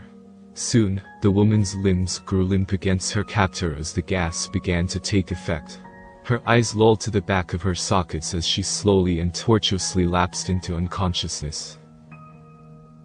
The female of the group, wearing what looked like a plastic white mask, erected a plastic sheet of the limp body of the pregnant woman, and the tall one, the one who I guessed to be the head of the group, drew a marker and a pair of scissors from a silvery metal sheet, which I had only just noticed was there in the room, but had been too unnerved by the terror of the seemingly captive woman, to even notice outside details like that. They cut away the clothes, exposing the pale skin of her vulnerably swollen belly, smattered with pinkish red stretch marks. Under the near blindingly white light, it became grotesque to the point of being alien, instead of beautiful as it should have been. He began drawing an incision line down her stomach, plotting each tiny dark dash as if it was a map. I laughed out loud at this point. I nervously refused to believe that any of it was real, that this was playing out in front of me as I sat in front of my computer. It felt more like an art project or a clip from a horror movie. As disturbing as the video had been up to this point, I couldn't accept what was going to come next. They wouldn't actually cut her open, not on camera. As if taunting me, the leather-masked man delicately picked up a scalpel, and ran it along the plotted line that he had drawn on the woman's pregnant stomach, parting the pale flesh with a rapidly growing red line. It was at this part of the video that I almost vomited. But I clutched a hand to my mouth as I sat frozen in mute terror at the silently buzzing video that continued to play out in front of me on my very monitor. It was a sight so vile, yet so oddly hypnotic, that I could do nothing but watch it. The plague doctor peeled back the layers of the woman's stomach, slowly exposing her red, gelatinous innards that quivered and splattered onto the plastic sheet, through the square space in it that the doctor was operating her on through. All throughout the ordeal, the woman remained unconscious and still breathing, with the expansion of her rib cage, above the bloody incision that the doctors had made into her abdomen. Under the gas, she looked as if she was sleeping peacefully throughout it all. I was amazed by the fact that she was even alive at this stage. Finally, the doctor came to the quivering amniotic sac within the crater of blood and flesh she had created within the woman's body. He slowly sliced through it, transparent fluid splattering onto his dark robes. Then he felt down the scalpel on the table and reached both gloved hands into the woman's womb. He pulled out a squalling, bloodied yet fully alive infant from the woman's open womb. The white-masked doctor leaned out and snapped the infant's trailing umbilical cord near the base of the navel. It was just the way the doctor held the screaming newborn in his dark hands, his masked expression completely unreadable. He stared into the infant's screwed-up features for an uncomfortably long time as their colleagues cleaned up around them, the woman still unconscious. I swore that the dark eyes almost sparkled with adulation at the child, the one that had pulled into existence just seconds before. The other one handed them a small bottle which the tall doctor opened as he placed the baby into the other's arms. Then slowly, he poured a dark tar-like mixture onto the baby's stomach as it wriggled about in discomfort. With longer fingers, he began to steadily massage it into the infant's torso, intermixing the mysterious fluid with. The other one handed them a small bottle which the tall doctor opened as he placed the baby into the other's arms. Then slowly, he poured a dark tar-like mixture onto the baby's stomach as it wriggled about in discomfort. With longer fingers, he began to steadily massage it into the infant's torso, intermixing the mysterious fluid with. It was then that camera feed abruptly cut out. Despite the increasingly disturbing events that had unfolded out before me, it was only then I jolted in my seats. The screen was black for about 5 seconds before it unexpectedly cut back to video. The brightness of the new footage, when compared to the darkness that I had been so used to watching from the very start of the video, made me shut my eyes. This new camera angle was more awkward, the camera being handled by uncertain hands, rather than just being fixed to a wall, as it had been for the last 15 minutes. It was clearly some home movie. The footage was in full color this time, now in a maternity ward where rose-exhausted new mothers lay in their hospital beds, surrounded by husbands and loved ones, as they stared lovingly over their newborn babies snuggled in their arms. The camera's view shifted towards one such mother and her baby. Despite the tiredness plastered across her features, and the disarrayed strands of hair that half covered her face, it was only in the daylight that I was able to see the woman's face. Despite the cheery talk between her and the cameraman, who I now guessed to be her husband as they fawned over their sleeping baby, my heart froze at the sight of her. This woman, the one who I had seen operated on and cut open, was my own mother. Despite her womb being cut open, and her baby being pulled out of her, she was smiling like nothing was wrong. The bottom of the camera, that my father handled, had the same set of numbers 03021998, which I felt that same rising sense of sickened realization once I realized now the same meaning. 3/2/1998. February 3rd, 1998. It was the day I had been born. The baby that my mother lovingly stroked in her arms, the very child that had been cut out of her by those strange beings, was me. As impossible as the whole situation seemed at that very moment of watching, I had just witnessed my own birth on the internet. It was all too much for me to take. I closed the page as quickly as I could, then rushed upstairs to the bathroom where I gladly purged the contents of my rapidly churning stomach into the toilet. After recovering some courage to go back online, I erased my hard drive. I wanted no trace of that website on my computer. I refused to let myself be reminded of that horrible video. Those random lines of number on the website, they hadn't been just random, but completely separate dates of birth, links to other individual pages, just like my own. What they led to, I don't know, nor do I wish to find out. For the next week and a half, I had nightmares about the plague doctors, particularly the tall one. In my dreams, he would loom over me in the shadows of my bedroom as I lay there in my bed, the same way that he had loomed over my bound mother on that hospital table, with the damnable small bottle in his hand. He would force my mouth open, before I had the chance to scream, pouring that black tar liquid into my mouth. I felt it to seep into my mouth, down my throat, and into my stomach, suffocating me. I would usually wake up screaming, scratching at my throat until dried blood caked the underside of my fingernails. It wasn't if I wasn't new to disturbing things on the internet. I had seen horror movies, read more than a few stories on the internet, not entirely like the one that I'm telling you. It would have been easy to think of it all as some huge coincidence or at worst, some sick elaborate prank. But this was different. The whole thing felt raw. Real. I knew, in spite of how much I tried to convince myself otherwise, that nothing had been staged about it. Even the home movie at the end had somehow been pilfered from my family's own personal belongings, as I now recalled seeing it as a child on a VHS somewhere. How the website had managed to attain such footage, along with the video of my birth, both terrified and intrigued me, once I had calmed down from the initial shock of video. Despite reason screaming at me for doing so, I knew that I needed to find out more about birthlog.com, the identities of the mysterious masked doctors, just why they had done such a thing to my mother, and of where I had truly come from. Knowing seemed to be the only catharsis for what I had witnessed. As if just affirming that what I had seen was indeed real would somehow cleanse it from my memory, and perhaps even finally get the nightmares I was having to stop. I nervously asked a few more technically minded friends if they had ever heard of a website called Birthlog. They had shaken their heads, and after a few searches on the internet, turned up nothing. Not even on the Darkweb, which one or two of them were actually brave, or foolish, enough to frequent. There was nothing. Absolutely nothing. It was as if all traces of it had been purged from the face of the planet. Eventually I gave up asking them.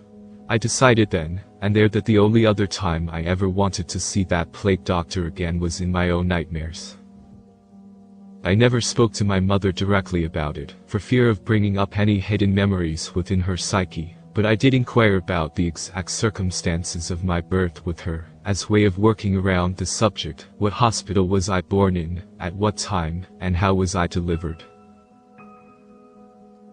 This last question made her raise her eyebrows slightly.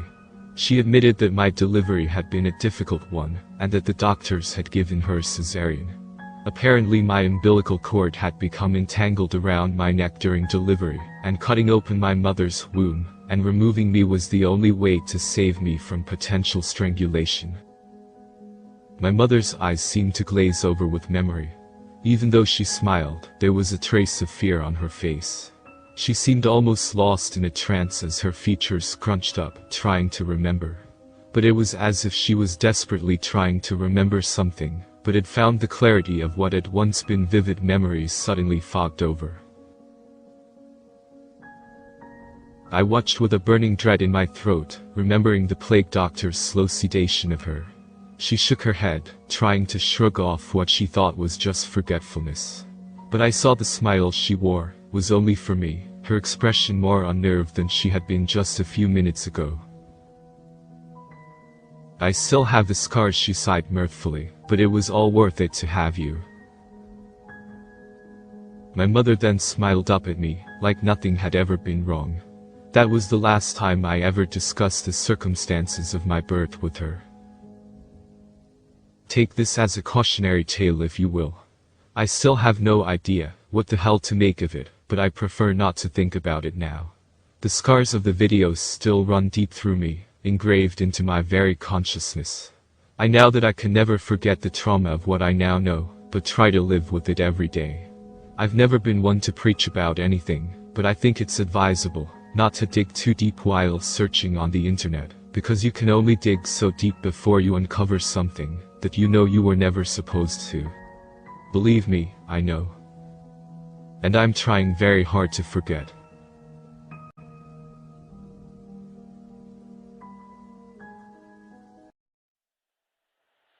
I'm putting this story out there because I'm hoping someone may have an idea of what has happened. First, I am curious about the ability of music to make one physically ill, or manipulate someone subconsciously. But even more, I want to know why it occurred in this case.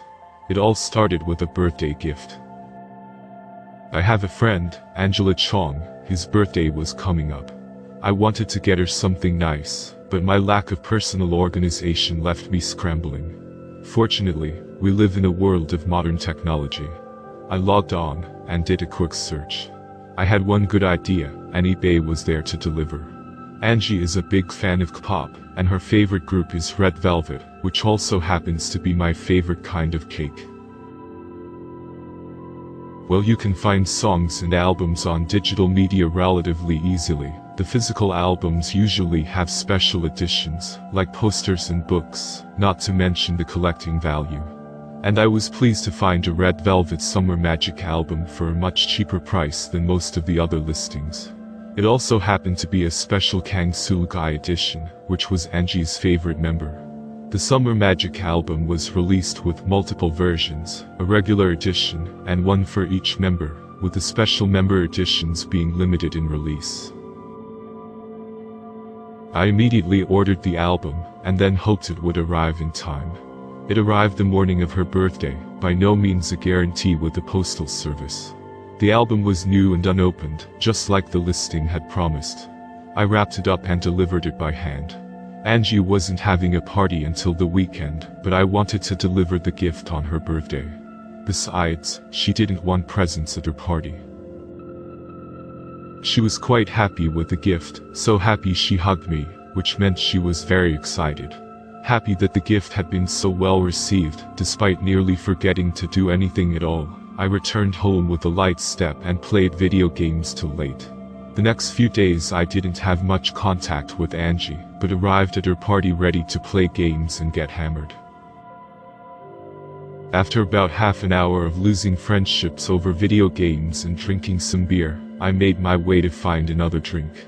I skipped over the peppermint schnapps, because who wants to drink alcohol that tastes like candy canes, and tried to decide if I wanted vodka or not. Angie walked in and pulled me outside. Tim, I know this might sound strange, but where did you get that album you gave me? Same place we get anything nowadays, the internet. She rolled her eyes. What's wrong with it? It looked new. If it wasn't new, someone did a very good job repackaging it. Then what's the problem? I was very excited, I'm sure you could tell. I nodded. Well, I listened to the album, like 7 times. I don't remember falling asleep, but I awoke in my bed. I think I was reading before, but I didn't have the book with me anymore. But, when I tried to use my laptop, it had a bunch of viruses. I had to take it to a computer repair shop to get it fixed. They were able to get to it yesterday, and said the reason I had all those viruses was that I was browsing shady websites on the dark web without proper protections. Angie, you barely know how to use Google. How did you get on the dark web? I don't know. That is what I was wondering. I was using the computer to play the disc because no one uses CD players anymore. So you think the CD had a virus or something? Maybe now I can't use that computer repair place. What sort of places did you go on the dark web? She gave me a look. I'm just curious what government watch lists you are on now. Well, I have a list of names, but most of them are pretty vague. And almost all of them are in Korean. Huh. Well, I have some knowledge of computers. Maybe I could take a look at the disk. Sure, just be careful. I'm sorry my gift backfired, I thought I got a great deal. The booklet and poster seemed to be just fine, no weird mutilated pictures or creepy eyes. Good thing, good. Now I have to go crush Carlos and Hitomi and get drunk, not necessarily in that order. Speaking of which, who brought the schnapps? It's gross. I like the schnapps. It tastes like candy canes. Whatever. I'll make sure to get the album before I leave. I forgot about the album for the rest of the party, though I didn't end up drinking quite as much as I planned. I was going to walk home, but I was tipsy enough that I accepted a ride from Carlos to my house. I collapsed into bed and woke up late the next day. It was a bit rough the next day, but I felt better by that evening. I had several errands to run, and it wasn't until after supper the next day that I got around to the album again. The first thing I did was pop the disc into an old computer that wasn't connected to the internet. The tracks popped up in several media players and played without problem. There didn't seem to be anything besides the audio tracks. I moved the disc to a newer computer that was connected to the internet, and there was still no virus or strange effect. I ran the tracks through a few programs, and didn't notice anything. Having reached the end of my abilities, I decided to ask a friend of mine who did a lot more audio mixing and computer stuff to look into the disc. He agreed to pick it up the next day. There is something else I need to get off my chest. I'm not really a pop fan, though some of the songs are pretty catchy. But listening to the tracks trying to figure out what was going on, I started to enjoy them.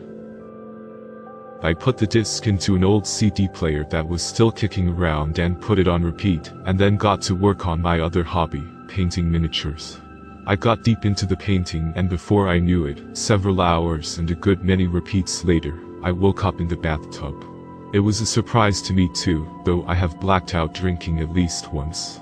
It felt like that, and not only because of the vomit all over me, and in the toilet, and on the kitchen floor. I felt very sick. It took quite a bit of effort to overcome vertigo and get out of the tub. Having been very drunk just the night before, I know what a hangover is like, and this was different. I traced my steps back through my apartment, finding chips scattered on the floor, and several partially drunk glasses of milk and one spilled one. There were books and comic books scattered all over the table that had not been there before. In my bedroom, the models I had been painting were still sitting on the desk, undisturbed and organized. The CD player was knocked on the ground, and the red velvet CD had been broken into 7 pieces, and when I tried to put them together, there was at least one piece missing. I haven't found it yet, but that isn't a surprise, as it was quite small. Due to whatever happened, further investigation of the disc isn't possible.